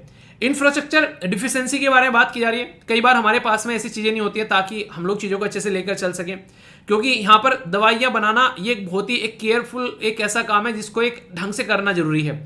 फॉल्टी डिजाइन सिस्टम, मैन्युफैक्चरिंग, ये टेस्टिंग एरिया, सारे कहीं ना कोई मिस क्वालिफिकेशन आप लोगों को प्रोफेशनल की देखने को मिलेगी। नहीं चल यार आज मैं नहीं आया तो तू पढ़ा दे, और फिर क्या होता है, फिर तनवेट्स मन्नू वाला काम होता है कि डॉक्टर ये काम करेंगे, आज की मैं जा रहा हूँ और मेरी जगह ये आगे के आंसर देंगे। डॉक्टर का नाम क्या लेता है, वो कहता है good question, very good question, it hurts me, it's paining here. तो फिर ऐसे टीचर निकल कर आते हैं, ऐसे डॉक्टर निकल कर आते हैं, ऐसे मैन्युफैक्चरर निकल कर आते हैं, और डॉक्यूमेंटेशन में तो भाई साहब चलता ही है, टेबल के नीचे से पैसा पकड़ा दो और कहानी खत्म। तो ये सारी चीजें जो हैं चीजों को बर्बाद करती हुई नजर आती हैं। अगर इनको इंप्रूव नहीं करेंगे तो हमारे देश का जो मैन्युफैक्चरिंग जो टैग है एक तरीके से make in India, made in India, ये रखा का रखा रह जाएगा। इसीलिए गवर्नमेंट को लगा कि पहले इनको सुधारो तभी जाकर चीज सुधरेंगी, क्योंकि नाम जो है वो गवर्नमेंट ऑफ इंडिया का बर्बाद हो रहा है बाहर, ना कि इन कंपनी का। इन कंपनी को कौन जान रहा है, कौन पूछ रहा है, देश के नाम पर ही तो बाहर ले जाकर बेच रहे हैं ये। आप लोग जानते हैं ना, जब चाइना का कोई प्रोडक्ट जो है पता चलता है कि बर्बाद प्रोडक्ट है, तो हम बात क्या करते हैं, चाइनीज माल बोलते हैं। अब चाइना की सारी कंपनी बर्बाद थोड़ी ना है, पर लेकिन मैक्सिमम कंपनी जो है उनके नाम पर चाइनीज माल जो है उसको बोलते हैं कि टिकता नहीं है सारा। क्यों? रीजन ये है कि फिर चाइना के नाम पर सारी चीजें टिकी होती हैं। ठीक है, तो देश का नाम टिका होता है, तो अपने देश का नाम, जापान के बारे में देख लो किसी भी कंपनी का, तो ट्रस्ट आता है निकल के कि भाई साहब प्रोडक्ट अच्छा ही होगा। तो ये चीजें आप लोग यहाँ पर समझ सकते हैं। तो हम लोग को ये चीज अपने देश के अंदर में भी ये चीज लेकर आनी पड़ेगी, और वो कब होगा, जब हम लोग क्वालिटी को मेंटेन रखने की कोशिश करेंगे, ना कि हम लोग फोकस करेंगे क्वांटिटी के ऊपर, और ना कि हम लोग फोकस करेंगे किस तरीके से कंपटीशन है। कंपटीशन अपनी जगह निकल जाता है अगर आप लोग क्वालिटी को मेंटेन रखते हो। ठीक है, तो ये जरूरी है, तो उसी के बारे में फोकस करने की बात की जा रही है। तो गुड मैन्युफैक्चरिंग प्रैक्टिस जो भी आप लोगों को समझाई है वो सारी बातें इंपॉर्टेंट, ये वाला लाइन आप लोग यहां पर देखना। हमारे देश में इंट्रोड्यूस किया गया था 1988 में, खासकर ड्रग्स एंड कॉस्मेटिक रूल 1945 के अंदर में लास्ट अमेंडमेंट किया गया था जून 2015 में। और अभी यहां पर हम लोग बात करें शेड्यूल एम के लिए, बेसिकली किसमें अभी हम लोग ये बात करें रिसेंटली, अभी यहां पर अब तक लास्ट वाला था 2005 में था। तो इसमें जो बात की ना अभी यहां पर जो 10,500 में से जो यहां पर आउट ऑफ 8,500 जो है वो अभी यहां पर micro small and medium enterprise की कैटेगरी में आते हैं। तो इनको कैसे लेकर आप लोगों को चलना है, क्योंकि यहां पर इनके ऊपर ही फोकस देना है। अब 2,000 जो है वो तो चलो ठीक है, काम ढंग से कर रहे हैं, पर इनके ऊपर कौन फोकस करेगा, इनका भी स्टैंडर्ड ढंग का होना चाहिए ना। अगर दवाइयां बना रहे हैं, ये दवाई तो इनकी भी मार्केट में जा रही है, तो इनको कैसे लेकर चलोगे, क्या साफ सफाई, क्या मटेरियल, कितना किस तरीके से लेकर चल रहे हैं, उनके ऊपर भी नजर रखना जरूरी है। हमारे देश में क्या क्या चैलेंज फेस करते हैं, lack of awareness of the training, यहां पर अवेयरनेस की और ट्रेनिंग की बहुत ही ज्यादा कमजोरी आप लोगों को देखने को मिलेगी। हाई कॉस्ट एंड कॉम्प्लेक्सिटी आप लोगों को देखने को मिलेगी काफी ज्यादा। अगर बात करें रेजिस्टेंस टू द चेंज, सबसे बड़ी बात तो ये होती है, बोलूं मॉर्निंग में टाइम पर उठ जाओ तो भाई साहब नहीं उठेंगे, 5-5 मिनट अलार्म पोस्टपोन करते रहेंगे। तो यहां तो इतना बड़ा चेंज लेकर आना है कि पूरा सिस्टम ही चेंज करना है, अपना स्टैंडर्ड बढ़ाना है, तो कैसे बढ़ाएंगे। Lack of enforcement and monitoring, कोई देखने वाला है नहीं। इंसान की औकात अगर ढंग से समझ नहीं है तो उसको ताकत दे दो, समझ में आ जाएगा कि वो इंसान जो है किस तरीके का आदमी है। क्योंकि जो ताकत के साथ में भी मिसबिहेव ना करे, अपनी लाइफ को सही से लेकर चले उसी पैटर्न में, वो इंसान कभी गलत काम नहीं कर सकता। पर लेकिन जो मिसबिहेव करता है वो इंसान जो है हमेशा गलत तरीके से चीजें करता हुआ नजर आएगा। तो ये जरूरी है, ये चीजें आप लोगों को समझनी पड़ेगी। और ये बहुत ही इंपॉर्टेंट बात बोल रहा हूं, ये जिस इंसान को ताकत दोगे और उसके बाद में वो ताकत का सही इस्तेमाल करे, वही सही आदमी है। ठीक है, कंपटीशन फॉर अदर कंट्री ये जरूरी है। जब तक यहाँ पर चाइना, बांग्लादेश, वियतनाम, ये कंट्री जो है ये हमारे कंपटीशन में खड़ी मिलती है, तो अगर ढंग से काम नहीं करोगे तो फिर नहीं काम चलेगा। एक और पीपीटी है यहाँ पर इसी के गुड मैन्युफैक्चरिंग प्रैक्टिस की, तो देख लो 3 पीपीटी हो गई गुड मैन्युफैक्चरिंग प्रैक्टिस की। अभी भी गुड मैन्युफैक्चरिंग प्रैक्टिस में कोई दिक्कत हो तो बताना, अब तो दूर हो जानी चाहिए, है कि नहीं। चलिए क्वेश्चन है बड़ा ही प्यारा सा यहाँ पर, which of the following statement is correct about the good manufacturing practice. तो कौन सी स्टेटमेंट करेक्ट है ये पूछा गया यहाँ पर। ठीक है, अगर ढंग से पढ़ोगे तो सारी की सारी बातें जो है बड़ी ही तसल्ली में पढ़ाई है, तो इनका ध्यान से रखना। आंसर यहाँ पर आप लोगों को डी देखने को मिलेगा। ठीक है, तो डी मतलब सारी की सारी बातें। तो इस तरीके से है, तो इसके ऊपर अगर आंसर राइटिंग के लिए क्वेश्चन भी आप लोगों को दे दिया जाए तो मुझे नहीं लगता कि अब आप लोगों को लिखने में कोई दिक्कत होगी, क्योंकि क्या क्या प्रैक्टिस है, क्या क्या चैलेंज है, क्या क्या चीजें हैं, क्या क्या उनके सोल्यूशन हो सकते हैं, सारी बातें बता दी आप लोगों को। इस तरीके से टॉपिक को तैयार करो कि प्रीलिम्स के अंदर क्वेश्चन बन जाए, मेंस के अंदर पूछ ले, चाहे इंटरव्यू में आप लोगों से कोई पूछ ले, आप लोग उसका आंसर सटीक तरीके से देकर आओ एग्जामिनेशन हॉल के अंदर में। ठीक है, तो डाउट नो नहीं होना चाहिए। ओके, काफ़ी अच्छा आर्टिकल है यहाँ पर आ रही है, ये ऑल इंडिया रेडियो के द्वारा भी और पीआईबी के द्वारा भी और हिंदू के द्वारा भी यहाँ पर ये कवर किया गया। काफ़ी डिटेल में कवर करूंगा इस आर्टिकल को, क्योंकि काफ़ी सारी बेसिक इन्फॉर्मेशन आप लोगों को जानने को मिलेगी। और ऑलरेडी यूपीएससी जो है वो यहाँ से ऐसे क्वेश्चन पूछ चुकी है। 2019 में यूपीएससी के द्वारा क्वेश्चन पूछा गया अटल इनोवेशन मिशन के बारे में। तो इस तरीके से मिले जुले क्वेश्चन आप लोग यहाँ पर बनते हैं, तो इसके बारे में हम लोग जानेंगे। एक क्वेश्चन आप लोगों के लिए बनाया गया है यहाँ पर जो कि आप लोगों को फायदा पहुंचाएगा। नीति आयोग के द्वारा रिलीज किया गया यहाँ पर, यह है delta ranking for aspirational district. तो यहाँ पर उसी के बारे में क्वेश्चन है यहाँ पर। तो इसमें जो 5 डेवलपमेंटल एरिया हैं उसमें से कुछ यहाँ पर मेंशन कर रखे हैं, तो आप लोगों को सही आंसर यहाँ पर बताना है। अभी जो पूरा टॉपिक मैं यहाँ पर कवर करूंगा उसका बेसिक जो थीम है वो आप लोगों को पता रहेगा, तो आप लोग चीज़ों को अंडरस्टैंड कर पाएंगे। ये किस सिलेबस के पार्ट में आप लोग कनेक्ट करके देख सकते हैं, तो यूपीएससी प्रीलिम्स, इसी के साथ में जीएस पेपर 2 जो गवर्नमेंट की पॉलिसीज हैं उसके साथ में आप लोग यार इसको कनेक्ट करके देख सकते हैं। देखिए सबसे बड़ी बात यह है, आप लोग क्या है, अगर आप लोग किसी जॉब के लिए तैयारी कर रहे हैं तो आप लोग एक एस्पायरेंट है, यानी कि आप लोग इच्छुक हैं कि आप लोग को जिंदगी में आने वाले टाइम में आप लोग को जॉब मिले। क्या हो गया, तो यहाँ पर बेसिक पर्पज क्या रहता है आप लोगों का कि यहाँ प्रिपरेशन करनी है, जॉब लेनी है यार, अपने घर वालों को एक तसल्ली भरी जिंदगी दिलानी है। तो एक तरीके से आप लोग अपनी जो पथ पर प्रदर्शित होकर आगे बढ़ रहे हैं, अपनी जिंदगी में मेहनत कर रहे हैं। कुछ ऐसा ही नाम यहाँ पर दिया गया जब हमारी कंट्री में ये दिया गया कुछ उन डिस्ट्रिक्ट को, जो डिस्ट्रिक्ट जो है वो काफ़ी पीछे रह गए, जिनको अब तक डेवलपमेंट के पाथ पर नहीं डाला गया है। तो ताकि नाम थोड़ा सा सुनने में ऐसा लगे कि हाँ बढ़ रहे हैं, प्रोग्रेसिव है, एक पॉजिटिव थॉट के साथ में पॉजिटिव वर्ड जब ऐड किए जाते हैं तो वो एक अच्छा पॉजिटिव रिजल्ट देते हैं। तो आप लोग भी, अगर आप लोगों को लगता है आज का दिन बेकार रहा, तो आप लोग बोलो कि आज का दिन यार बड़ा बेकार रहा। तो ये बोलने से ज्यादा बेटर ये रहेगा आप लोग बोलो कि आज का दिन जो है वो थोड़ा सा कम प्रोडक्टिव रहा। ठीक है, शब्द का मतलब वही है, पर लेकिन रियलिटी में जो उससे भाव निकल कर आ रहा है उसका कंप्लीटली चीजें जो हैं वो चेंज हो चुकी हैं। आप लोगों का एनर्जी लेवल आप लोगों को चेंज होता हुआ नजर आएगा। यानी कि अपने शब्दों को भी इतना पॉजिटिव रखो कि आप लोग जिंदगी में कोई भी काम क्यों ना हो उसमें से पॉजिटिविटी निकल कर आए। ठीक है, जिंदगी में कितनी भी बुरी कंडीशन आप लोगों को क्यों ना लगे, आप लोग उससे ये देखो कि अच्छा यार चलो आज कुछ नया सीखने को मिला। तो इस तरीके से अगर दोगे तो जिंदगी में आप लोग को बेसिकली जो इरिटेशन होती है, टेंशन होती है, वो कम हो जाएगी और पॉजिटिव थॉट आप लोगों के आने लगेंगे। तो एक पॉजिटिव नाम देना भी यहाँ पर बहुत बड़ा काम करता है। तो प्राइम मिनिस्टर मोदी साहब के द्वारा एस्पायरेशनल डिस्ट्रिक्ट जो बोला गया यहाँ पर, तो एक तरीके से इंस्पायर कर रहे हैं डिस्ट्रिक्ट को कि वो जो है आगे बढ़े। और यहाँ पर ये काम अभी डिस्ट्रिक्ट को नहीं, यहाँ पर ये ब्लॉक लेवल पर पहुंचाना चाहते हैं। तो ये यहाँ पर अभी बातें निकल कर आ रही है। तो एक स्कीम भी आप लोगों को ये समझिएगा, एग्जाम के पॉइंट ऑफ से आप लोगों की एक स्कीम तैयार हो जाएगी। पूछ ले आप लोगों से कि एस्पायरेशनल डिस्ट्रिक्ट प्रोग्राम, जिसको शॉर्ट फॉर्म में एडीपी बोला जाता है, कि ये बताओ यार ये प्रोग्राम जो है ये कब लॉन्च किया गया था और यहाँ पर इसका पर्पज क्या है। तो ये ऐसे क्वेश्चन आप लोगों से स्कीम बेस्ड बड़ी फ्रीक्वेंटली आप लोगों से यूपीएससी कई बार पूछता है और किसी भी एग्जाम में छोटे मोटे क्वेश्चन बन जाते हैं आप लोगों के इक्का दुक्का वनडे टाइप के। ठीक है, जैसे यहाँ पर इसका फोकस क्या रहेगा, एस्पायरेशनल डिस्ट्रिक्ट का मतलब क्या है, एक ऐसा डिस्ट्रिक्ट जो कि अगर उसको कंपेयर करें दूसरे डिस्ट्रिक्ट के साथ में तो वो इतनी अच्छी परफॉर्मेंस नहीं दे रहा है जितनी अच्छी परफॉर्मेंस दूसरे डिस्ट्रिक्ट दे रहे हैं। तो इस डिस्ट्रिक्ट को यहाँ पर इस तरीके से लेवल पर लेकर आना है ताकि दूसरे डिस्ट्रिक्ट के साथ में जब कंपेयर करें तो ये पीछे ना छूटे। और उसके लिए सबसे ज्यादा इंपॉर्टेंट चीज क्या है, वो है दो चीजें जो मेरी नजर में सबसे ज्यादा इंपॉर्टेंट रहती है। एक तो है यार अच्छी हेल्थ पहले नंबर पर, और दूसरे नंबर पर है अच्छी एजुकेशन। अगर अच्छी हेल्थ और अच्छी एजुकेशन मिल जाती है तो फिर सारी चीजें सही होती हुई नजर आएगी। तो यहां पर एजुकेशन को 30% दिया गया है वेटेज और हेल्थ को यहां पर 30% वेटेज दिया गया है। यानी कि 60% जो वेटेज दिया गया एस्पायरेशनल डिस्ट्रिक्ट में वो यहां पर हेल्थ और एजुकेशन का है। ठीक है, इसी के साथ में बेसिक ढांचा जो होना चाहिए इंफ्रास्ट्रक्चर, उसके लिए 10%, स्किल डेवलपमेंट के लिए 5% और फाइनेंशियल इंक्लूजन यानी कितने बैंक अकाउंट लोगों के खुले हुए हैं, तो ये टोटल मिलाकर 20% आप लोगों को यहाँ पर ये देखने को मिलेगा। और बाकी एग्रीकल्चर और इरिगेशन की फैसिलिटी कितनी है, 20% यहाँ पर ये दिया गया है। तो एस्पायरेशनल डिस्ट्रिक्ट यहाँ पर अगर बात करें तो उसका फोकस एरिया किस एरिया में कितना प्रतिशत है, तो टोटल जब आप लोग इनको ऐड करोगे तो 60 यहाँ पर ये हो गया, 20 यहाँ पर ये वाला पोर्शन हो गया और 20 यहाँ पर ये वाला पोर्शन हो गया। तो टोटल 100% जो फोकस यहाँ पर रहने वाला है तो वो इन एरिया पर रहने वाला है। इन एरिया को डेवलप किया जाएगा तभी वो एक डिस्ट्रिक्ट जो है वो थोड़ा सा आगे बढ़ पाएगा अच्छे से। तो गवर्नमेंट का ये फोकस एरिया है। तो एस्पायरेशनल डिस्ट्रिक्ट में कैटेगरी जो है एक डिवाइड की गई है 6 और 6 कैटेगरी में सबसे ज्यादा जो वेटेज दिया गया है वो एजुकेशन और हेल्थ को, और सबसे कम जो दिया गया है वो स्किल डेवलपमेंट और फाइनेंशियल इंक्लूजन को।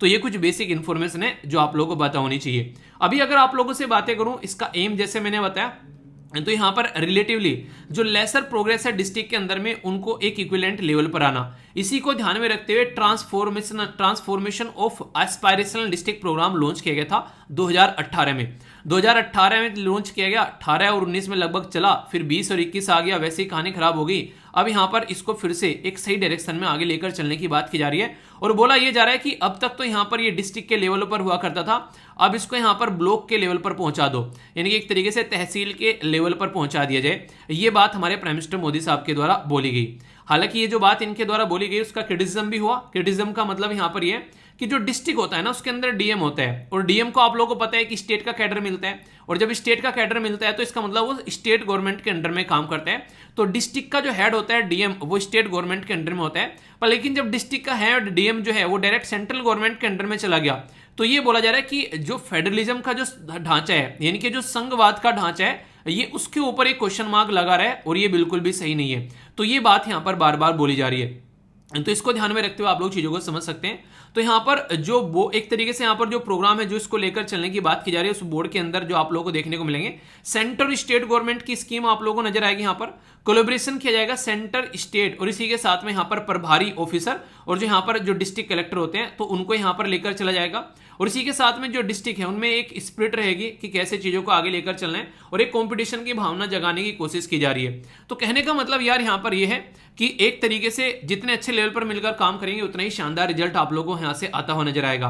तो एस्पायरेशनल डिस्ट्रिक्ट प्रोग्राम जो है ये एक लार्जेस्ट एक्सपेंडिचर आप लोगों को देखने को मिलेगा वर्ल्ड में गवर्नमेंट के गवर्नेंस को फोकस करते हुए यहाँ पर, ताकि सुधारा जा सके वहाँ पर एक बेसिक ढांचे को और प्रॉपर एजुकेशन और हेल्थ की सर्विस यहाँ पर प्रोवाइड कराई जा सके। तो ये इसका बेसिक पर्पज आप लोगों को यहाँ पर नजर आएगा। थोड़ा सा और मोटे मोटे तौर पर आप लोग समझना चाहते हैं तो बिल्कुल ऐसे जैसे घर में कई सारे बच्चे हैं, एक बच्चा जो है पढ़ने में बहुत अच्छा है, दूसरा थोड़ा सा एवरेज है, तीसरा और एवरेज है और चौथा बिल्कुल पढ़ने में एक तरीके से नकारा टाइप का है। ठीक है, तो यहाँ पर क्या करेंगे, तो यहाँ पर यार ऐसा तो है नहीं कि इसको निकालकर घर से बाहर फेंक देंगे। तो जो बाकी के पढ़ने में ठीक है उनको बोला जाए यार इसको भी पढ़ाओ, साथ में लेकर आओ, इसको पीछे थोड़ी ना छोड़ना है, तो हमारे घर का परिवार का पार्ट है, ऐसे थोड़ी ना छोड़ा जाएगा, तो सबको साथ में लेकर यहाँ पर चला जाएगा। तो उसी के ऊपर फोकस देने की बात की जा रही है। तो उसी को ध्यान में रखते हुए यहाँ पर इनका उद्देश्य बनाया गया कि हम लोग डिस्ट्रिक्ट को आइडेंटिफाई करेंगे, क्योंकि सबसे पहले तो कमी पता होनी चाहिए ना, कमी कहां पर है। तो जहां जहां पर भी यहां पर कमी है उसको आइडेंटिफाई करेंगे और इमीडिएटली जो इंप्रूव करने वाली चीजें कम से कम वो सबसे पहले इंप्रूव करेंगे। यानी कि जो पढ़ने में नकारा है, एक तो सबसे बड़ी बात क्या है, वो टाइम पर उठता नहीं होगा। ठीक है, टाइम पर उठ भी जाता होगा तो एक्सरसाइज नहीं करता होगा, तो एक्सरसाइज भी कर रहा हो तो कोई टाइम टेबल बनाकर प्रॉपर अपनी पढ़ाई नहीं करता होगा, तो कहीं ना कोई कमी तो देखने को मिलती होगी ना। तो वो कमी आइडेंटिफाई की जाएगी कि कहां पर एजुकेशन में कमी है, कहां पर हेल्थ में कमी है, इरिगेशन की फैसिलिटी क्या है। तो वो सारी चीजें जब ध्यान में आएंगी तो फिर सॉल्यूशन भी निकलेगा कि अच्छा यहां पर काम करते हैं। उसको मोटिवेट करेंगे, देख भाई तू भी कर सकता है यार, तू पीछे नहीं रह सकता, तू भी कर सकता है, तुमको भी साथ में लेकर हम लोग को चलना है। तो यहाँ पर जो डिस्ट्रिक्ट है, डिस्ट्रिक्ट्स आर प्रोडेड मतलब एक नई वोकेबलरी आप लोग की वोकेबलरी बैंक में जुड़ गई। यहाँ पर बाकी जो भी आप लोगों को वीडियो में वोकेबलरी मिलती है वो तो मिलती है, यहाँ पर ये एक्स्ट्रा वोकेबलरी होगी प्रोडेड का मतलब है प्रोत्साहित करना, यानी कि अपने साथ में लेकर चलना। और क्या प्रोत्साहित करना है, देखिए हम लोग एक पर्टिकुलर राज्य के अंदर रहते हैं। ठीक है, मान लीजिए आज की डेट में आप लोग रहते हैं किसी पर्टिकुलर राज्य में और वो राज्य है आप लोग का राजस्थान के अंदर में आप लोग रहते हैं। तो राजस्थान के अंदर में कई सारे डिस्ट्रिक्ट आप लोगों को देखने को मिलेंगे।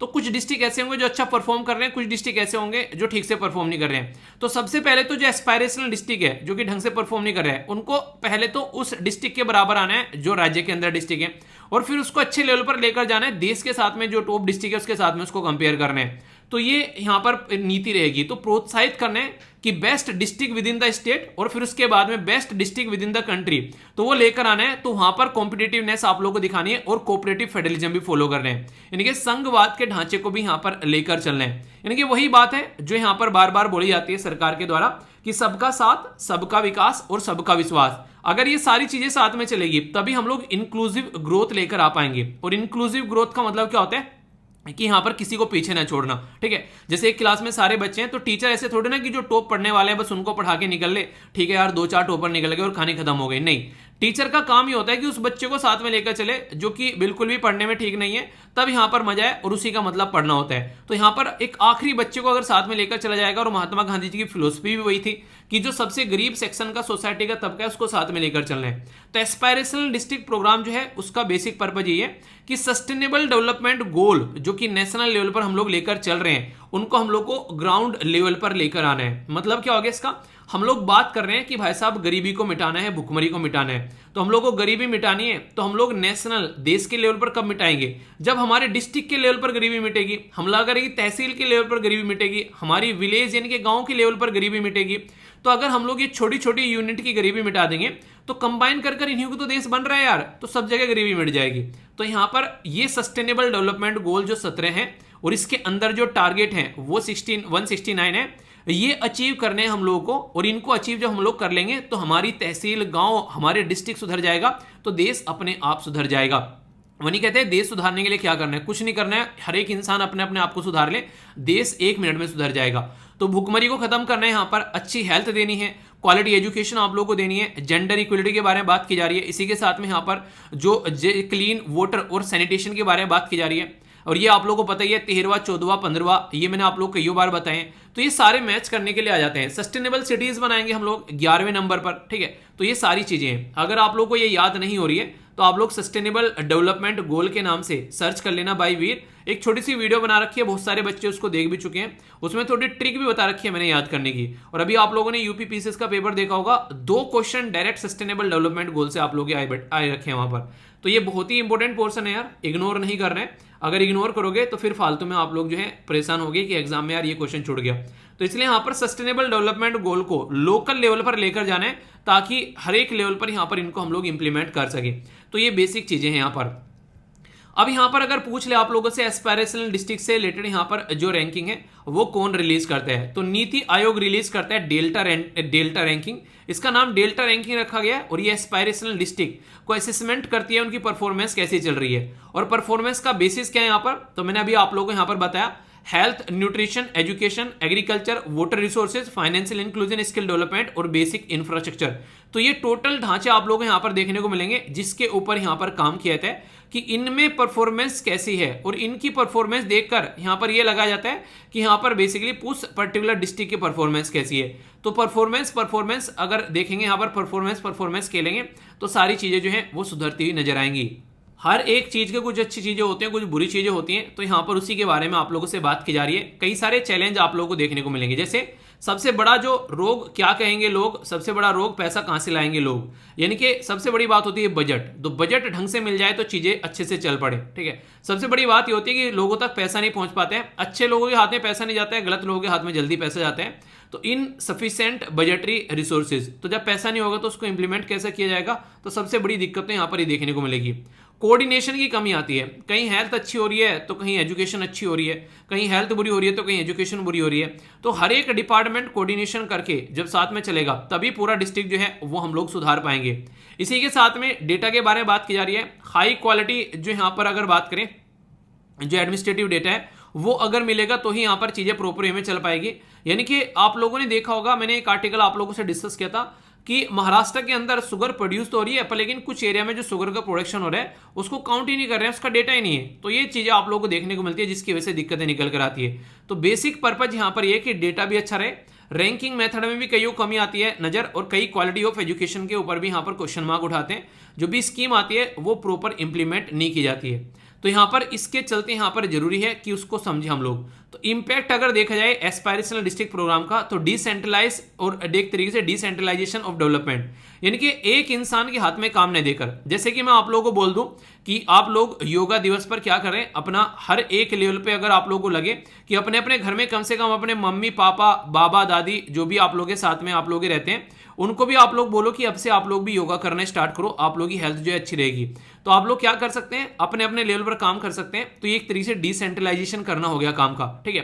यानी कि मैं तो कर ही रहा हूं, आप लोगों को बोल रहा हूं, आप लोग जो है अपने घर वालों को बोलना स्टार्ट कर दें। तो इस तरीके से आप लोग समझ सकते हैं। तो ये क्या होगा, ये लोकल एरिया पर आप लोग इसको ढंग से इंप्लीमेंट कर पाओगे और ग्राउंड रियलिटी आप लोगों के सामने निकल कर आएगी, और फिर जब चीजें रिजल्ट अच्छा आता है तो वहां से पॉजिटिविटी भी आप लोग को देखने को मिलने लगती है। इंक्लूसिव अप्रोच लेकर चलनी है। डेल्टा रैंकिंग एस्पायरेशनल डिस्ट्रिक्ट जो कंबाइन करती है इनोवेशन ऑफ डेटा, ठीक है। प्रेगमेटिव एक अप्रोच लेकर चलनी है। प्रेगमेटिव मतलब आशावादी, निराश नहीं होना यार, कभी भी चीजों से निराश नहीं होना है, हमेशा आशावादी रहना है। तो डिस्ट्रिक्ट लोकल इंक्लूसिव डेवलपमेंट को लेकर यहां पर चलना है हर एक लेवल पर, ताकि चीजें जो है आगे चलती रहे। और सबसे बड़ी बात यह, अगर कोई चीज आप लोगों ने स्टार्ट कर दी है, दिक्कत आएंगी, अगर दिक्कत नहीं आ रही तो इसका मतलब आप लोगों ने कुछ बड़ा काम किया ही नहीं है। जो बड़ा काम करोगे उसमें एक बात की श्योरिटी है, उसमें दिक्कत आएगी ही आएगी। तो इसका मतलब है कि आप लोग इंप्रूव हो रहे हैं चीजों को लेकर और उसको इंप्लीमेंट आप लोग कर रहे हैं। तो एक तरीके से आउटकम जो होना चाहिए वो लोकल गवर्नमेंट को आप लोग एक तरीके से समझ सकते हैं कि इंप्रूव करना है इंप्लीमेंटेशन। तो आप लोग यहां पर जो आप लोगों को लोकल गवर्नमेंट टारगेट करे इफेक्टिव एक तरीके से और इंप्रूव करे चीजों को कैसे इंप्लीमेंट करना है, क्योंकि लोकल लोगों को पता है किस गली के, किस मोहल्ले के, किस चौराहे में कौन सा नल जो है वो काम नहीं करे, किस खंबे में बल्ब में बिजली नहीं आ रही है। तो प्राइम मिनिस्टर को थोड़ी ना पता होगी ये चीज ही। तो लोकल एरिया पर इसको इंप्लीमेंट करने की बात यहां पर की जा रही है। तो ये बेसिक चीज है। तो यहां से क्वेश्चन आप लोगों के लिए बन सकते हैं, जैसे क्वेश्चन बन गए यहां पर कि अटल इनोवेशन मिशन, जो यहां पर एक तरीके से अटल इनोवेशन मिशन ये सेटअप था अंडर किसके, department of science and technology, एक तरीके से ministry of labour and employment, NITI Aayog, या फिर ministry of skill and development. तो सही आंसर दीजिए। यूपीएससी 2019 में क्वेश्चन पूछा गया, देखता हूं कौन से आंसर इसका देता है। तो सही आंसर इसका नीति आयोग। अब एक क्वेश्चन आप लोग बताइए, नीति आयोग जो है इससे पहले यहां पर प्लानिंग कमीशन हुआ करता था, प्लानिंग कमीशन को रिप्लेस कर नीति आयोग बनाया गया। तो नीति आयोग प्लानिंग कमीशन को रिप्लेस कर कौन से ईयर में बनाया गया? ये क्वेश्चन का आंसर आप लोग दीजिए। बड़ा ही सिंपल सा क्वेश्चन, आप लोग कहेंगे क्या क्वेश्चन पूछ लिया, ये क्वेश्चन यूपीएससी पहले से पूछा जा चुका है, ठीक है। तो ऐसे पद्दी पद्दी से भी क्वेश्चन आते हैं, आप लोग प्रेशर में रहते हैं और ऐसे क्वेश्चन को भी फिर वहां पर गलत कर आते हैं। नेक्स्ट क्वेश्चन काफी डिटेल में आप लोगों को पढ़ाया पूरा टॉपिक, और आशा करता हूं कि आप लोग मुझे निराशा नहीं देंगे, एक अच्छा मोटिवेशन देंगे, आप लोग इसको सही से अटेम्प्ट करेंगे। नीति आयोग रिलीज करता है डेल्टा रैंकिंग, तो सबसे पहला क्वेश्चन यही बन जाए कि डेल्टा रैंकिंग जो है वो कौन रिलीज करता है और किससे रिलेटेड है? तो एस्पायरेशनल डिस्ट्रिक्ट से रिलेटेड है यहाँ पर ये।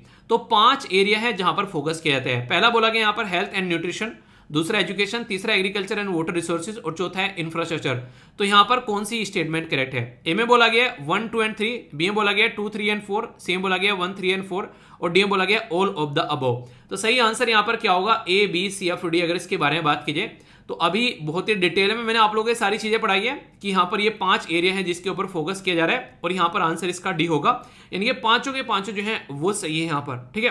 तो ये नंबर ऑफ डिस्ट्रिक्ट भी आप लोगों को देखने को मिलते हैं यहाँ पर, नंबर ऑफ बैकवर्ड जो डिस्ट्रिक्ट है उनकी भी लिस्ट यहाँ पर दे रखी है, आप लोग इनको भी देख सकते हैं। अच्छा, एक क्वेश्चन मैं आप लोगों से पूछूंगा यहाँ पर जो कि काफी इंपॉर्टेंट है जब डिस्ट्रिक्ट की बात कर रहे हैं। आप लोगों के राज्य में कितने डिस्ट्रिक्ट हैं? अपने राज्य का नाम लिखना है, स्टेट का, और अपने डिस्ट्रिक्ट का नाम लिखना, जितने डिस्ट्रिक्ट है, और आप लोगों को ये भी बताना है। यहां से आप लोग खुद देखोगे यहाँ पर आप लोग अपने डिस्ट्रिक्ट की स्थिति भी अगर आप लोगों को पता है तो अच्छा रहेगा, क्योंकि इंटरव्यू में आप लोग के स्टेट और आप लोग के डिस्ट्रिक्ट से क्वेश्चन बनते हैं, लोकल एरिया से, कि अच्छा अपने लोकल एरिया में आप लोगों की कितनी नजर रहती है। तो ये काफी अच्छा तरीका है कि अपने डिस्ट्रिक्ट के ऊपर भी आप लोग ध्यान रखिए, ठीक है। तो क्वेश्चन डायरेक्ट बन जाते हैं हर लेवल पर। तो टॉपिक को ऐसे तैयार करो यार, बाल की खाल उखाड़ लो। अब यहाँ पर हम लोगों ने ये भी देख लिया क्या सोर्स है, हम लोगों ने ये भी देख लिया कौन से पेपर में यहाँ पर कनेक्ट करके देख सकते हैं। सिलेबस को कनेक्ट कर आप लोगों को पढ़ना है, ठीक है। जो वीडियो मैंने बनाई है कल किस किस ने देख ली कि यूपीएससी की तैयारी कैसे करनी है आप लोगों को, तो उसमें 2023 के लिए मैंने आप लोगों को एक स्ट्रेटजी दी है, वहां पर सारी बुक लिस्ट भी बताई है। तो उसमें भी मैंने आप लोगों को बताया कि सिलेबस के साथ में चीजों को कनेक्ट करके आप लोगों को पढ़ना है, ठीक है। तो आप लोग जरूर देखिएगा, इससे आप लोग चीजों को कनेक्ट कर पाएंगे। तो यहाँ पर एस्पायरेशनल डिस्ट्रिक्ट प्रोग्राम के बारे में पूरा डिटेल में समझ लिया, क्या क्या तरीका है, सारी चीजें समझ ली, और कहाँ कहाँ पर इंप्रूव करना है। तो इससे रिलेटेड यूपीएससी में क्वेश्चन पूछे गए जो इस तरीके की स्कीम से, वो भी बता दिया, और एक क्वेश्चन आप लोगों के लिए फॉर्मेशन किया गया वो भी है। तो आंसर क्या हो गया? आंसर इसका डी हो गया। ये जो न्यूज है काफी इंपॉर्टेंट न्यूज है यहाँ पर, जो कि काफी लंबे समय से यहाँ पर चली आ रही थी कि इसके ऊपर क्या डिसीजन आएगा, कि जम्मू एंड कश्मीर का जो आर्टिकल 370 यहाँ पर चेंज किया गया था, उसके ऊपर कई सारी पिटीशन जो है कोर्ट के अंदर में पहुंची थी, और सुप्रीम कोर्ट के द्वारा इसके ऊपर अभी यहाँ पर बातें बोली गई कि यहाँ पर किस तरीके से इसको लेकर चलना था। तो यहाँ पर अभी डिसीजन आया, तो उसके बारे में यहाँ पर बातें की जा रही है। जम्मू एंड कश्मीर जो है उसने सरेंडर की थी अपनी sovereignty to India was absolutely complete. यानी कि जब आर्टिकल 370 यहां पर एक स्पेशल दर्जा दिया गया था जम्मू एंड कश्मीर को, तो वो स्पेशल सर्कमस्टेंसेस थे कि यहां पर माहौल बिगड़ रहा था, तो सरकार ने मजबूरन यहां पर ये आर्टिकल प्रोवाइड करा दिया। पर उस आर्टिकल की कोई जरूरत नहीं थी जब यहां पर हमारे देश के अंदर में जम्मू एंड कश्मीर को कंप्लीटली मिलाने की बात कर दी गई थी। एक तरीके से उस टाइम पर यहां पर एक तरीके से जम्मू एंड कश्मीर भी एक नॉर्मल स्टेट था हमारे देश का, अगर यहां पर वो माहौल ना बनता जो उस टाइम पर बना था। तो यानी कि सुप्रीम कोर्ट के द्वारा साफ साफ बोल दिया गया कि आर्टिकल 370 हटाना ये कोई गलत काम नहीं था। तो डीवाई चंद्रचूड़ साहब के द्वारा यहाँ पर ये बेसिकली एक तरीके से जो आर्टिकल 370 के खिलाफ में यहाँ पर अपील पहुंची थी, तो उन्होंने यहाँ पर बोला कि जो भी काम किया गया उस टाइम पर वो एक स्पेशल सर्कमस्टेंसेस में सरकार को यहाँ पर आर्टिकल 370 यहाँ पर देना पड़ा, वरना जम्मू एंड कश्मीर जो है वो एक कंप्लीट पार्ट है इंडिया का यहाँ पर, ठीक है। तो टेम्परेरी टाइम पर यहाँ पर उसको प्रोविजन दे दिया, तो इसका मतलब ये नहीं कि वो सारे स्पेशल प्रोविजन उसके लिए यहाँ पर है, वो अब सिचुएशन चेंज हो चुकी है। तो अब एक नॉर्मल स्टेट है बिल्कुल ऐसी जैसे दूसरे स्टेट है हमारे देश के अंदर में। तो ये काफी इंपॉर्टेंट डिसीजन आप लोग बोल सकते हो, इससे हमारे देश की जो यूनिटी है उसके अंदर काफी बड़ा एक बदलाव आता है। क्योंकि पहले जम्मू एंड कश्मीर के अंदर में झंडा बेसिकली उनकी पोस्ट और बहुत सारी चीजें जो थी वो काफी अलग हुआ करती थी। आज के डेट में अपना ही तिरंगा झंडा सब जगह फहराया जाता है, अपने ही देश की सारी कानून जो है वहां पर इंप्लीमेंट होते हैं। वरना पहले जब भी कोई कानून पढ़ाया करता था पॉलिटी के अंदर भी, तो उसमें ये बोला करता था कि यार जम्मू एंड कश्मीर को छोड़कर पूरे देश में ये एप्लीकेबल होगा, और उसको बोलते हुए शरीर में दर्द हुआ करता था मेरे दिल में, ठीक है। मैंने कहा अरे अपने ही देश के पार्ट के लिए बोलना पड़ेगा कि यहाँ छोड़कर यहाँ पर इंप्लीमेंट होगा। मैं रियलिटी में बोल रहा हूँ, मुझे बड़ा ही दर्द होता था जब भी मैं कोई चीज़ ऐसी पढ़ाता था। मैंने कहा ये बिल्कुल गलत बात है, ऐसा नहीं होना चाहिए, ठीक है। तो ये काफी इंपॉर्टेंट डिसीजन लगा मुझे पर्सनली। आर्टिकल 3 वहां पर इंपॉर्टेंट मुद्दा भी यहाँ पर ये कि जिस तरीके से आर्टिकल 370 हटाया गया है, अब वहाँ पर पूरी एक नॉर्मलसी होनी चाहिए ताकि सारे जो देश के वासी हैं उनको साथ में लेकर आगे बढ़ा जा सके। वहाँ पर प्रॉपर सिस्टमेटिक वे में अभी आप लोगों को इन्वेस्टमेंट देखने को मिल रहा है। आने वाले टाइम में वहाँ पर एजुकेशन सिस्टम और जॉब का क्रिएशन किया जाएगा। इतना प्यारा एरिया है कि यार एक स्विट्जरलैंड बोलते हैं ना, स्विट्जरलैंड में घूमने जा रहे हैं। हमारे देश का स्विट्जरलैंड है ये, अगर ढंग से यहाँ पर अमनो शांति जो है पड़ोसी देश रहने दें, ये आप लोग समझ सकते हैं। और इसीलिए यहाँ पर सरकार के द्वारा बड़े तिगड़म खेले गए, मतलब यहाँ पर अप्रिशिएट किया जा सकता है सरकार को। सरकार ने अभी रिसेंटली क्या किया, यहाँ पर मुस्लिम देश खासकर जो एक तरीके से पाकिस्तान के पाले में खड़े रहते थे, उन्हीं को इन्वेस्टमेंट के लिए यहाँ पर बुला लिया, यानी कि आओ तुम यहाँ पर इन्वेस्टमेंट करो। तो वहाँ से जो देश इन्वेस्टमेंट करने आ रहे हैं, अब वो जो यहाँ पर जो इस्लामिक कोऑपरेशन जो ऑर्गेनाइजेशन है, जो हमेशा बोलती है कि हम लोग मुस्लिम जो कम्युनिटी के सपोर्ट प्रोवाइड कराते हैं उसके लिए काम करते हैं, अब वही देश जो है यहाँ पर आप लोग बोल सकते हैं यहाँ पर आकर इन्वेस्टमेंट करेंगे और खुद देखेंगे यहाँ पर कौन क्या कर रहा है, तो ग्राउंड रियलिटी उनको पता चलेगी। तो ये काफी अच्छा एक मूव आप लोग बोल सकते हैं यहाँ पर। तो ऑर्गेनाइजेशन ऑफ इस्लामिक कोऑपरेशन में जो पाकिस्तान का पाला है वो आप लोगों को ठंडे बस्ते में जाता हुआ नजर आएगा। तो ये काफी इंपॉर्टेंट डिसीजन है। और एक और छोटी सी बात, अभी यहाँ पर जब पाकिस्तान का स्वतंत्रता दिवस जो है 14 अगस्त को सेलिब्रेट किया जा रहा था, तो उनको लग रहा था बुर्ज खलीफा पर उनका झंडा फहराया जाएगा, ठीक है, पर लेकिन वो नहीं फहराया गया। झंडा जो है वो बेसिकली इंडिया का फहराया गया। तो इसके चलते भी बहुत ही ज्यादा कंट्रोवर्सी यहाँ पर देखने को मिली। तो यार तुमको ना एक औकात बनानी पड़ती है, ठीक है, अपने लिए इज्जत कमानी पड़ती है। ये किसी कटोरे में रखकर आप लोगों को नहीं दी जाएगी कि ये तुम्हारी इज्जत है, इसको रख लो। उसके लिए मेहनत करना पड़ता है। देश एक साथ में आजाद हुए, एक कहां पर पहुंच गया और एक कहां पर रह गया। तो वही बात है सनी देओल की मूवी के डायलॉग वाले कि अगर आज की डेट में भी पाकिस्तान में से लोगों को इंडिया में आने का मौका दिया जाए तो आधे से ज्यादा पाकिस्तान खाली हो जाएगा। और ये रियलिटी है, जैसी सिचुएशन है वो देश में, हमारे देश में आने का मौका नहीं मिल रहा, तो विदेशों में जा रहे हैं जिनको मौका मिल रहा है वहां से निकलने कर, क्योंकि इतनी बुरी कंडीशन ग्राउंड लेवल पर देखने को मिलती है। जब रिलीजन जो है कॉन्स्टिट्यूशन से ऊपर हो जाएगा तो तब ऐसी ऐसी प्रॉब्लम देखने को मिलेगी। और वही प्रॉब्लम आप लोगों को यहाँ पर आज के डेट में नजर आएगी पाकिस्तान के अंदर में। ये रियलिटी है। आप लोग ही क्या रहे इसमें, पॉजिटिव शब्दों के साथ में आप लोग अपनी बातें रख सकते हैं। कुछ बातें जो मैंने बताई यहाँ पर, उसके अलावा अगर कोई पॉइंट आप लोगों के मन में हो तो बेसिक इन्फॉर्मेशन है, इसके बारे में हल्का सा आइडिया आप लोग रख सकते हैं, ठीक है। दोस्तों एक डायलॉग आप लोगों ने सुना होगा, रहीमन धागा प्रेम का मत तोरे चटकाए तोरे से फिर ना जुरे जुरे गांठ पर जाए। वही बात यहाँ पर इंप्लीमेंट होती है, आप लोगों को नजर आएगी। जापान और इंडिया बहुत ही लार्ज स्केल पर इन्वेस्टमेंट कर रहे थे श्रीलंका में, पर लेकिन श्रीलंका ने चाइना के प्रेशर में आकर हमारा वो इन्वेस्टमेंट जो है वो अलाउ नहीं किया था। एक टाइम ऐसा था, पर लेकिन वो श्रीलंका जो है आज के डेट में खस्ता हालत में पहुंच गया। तो अब फिर से जापान और इंडिया साथ में आ रहे हैं, पर लेकिन अब यहाँ पर श्रीलंका के हिसाब से नहीं, अपने हिसाब से काम करेंगे, ठीक है। तो यहाँ पर ईस्ट कंटेनर टर्मिनल जो है उसको प्रोजेक्ट को यहाँ पर कैंसिल किया गया था श्रीलंका के द्वारा कोलंबो के अंदर में। अभी फिर से यहाँ पर आ रहे हैं यहाँ पर, और इसको चीजों को आगे लेकर चला जाएगा। पहले गोटबिया जो यहाँ पर बेसिकली राजपक्षे की सरकार थी, तो यहाँ पर उन्होंने फ्रीज कर दिया गया था, तो उसके चलते यहाँ पर चीजें निकल कर आई थी। अब फिर से यहाँ पर सोच रहे हैं कि असिस्टेंस प्रोवाइड करा जाए और चीजों को आगे लेकर चल जाए।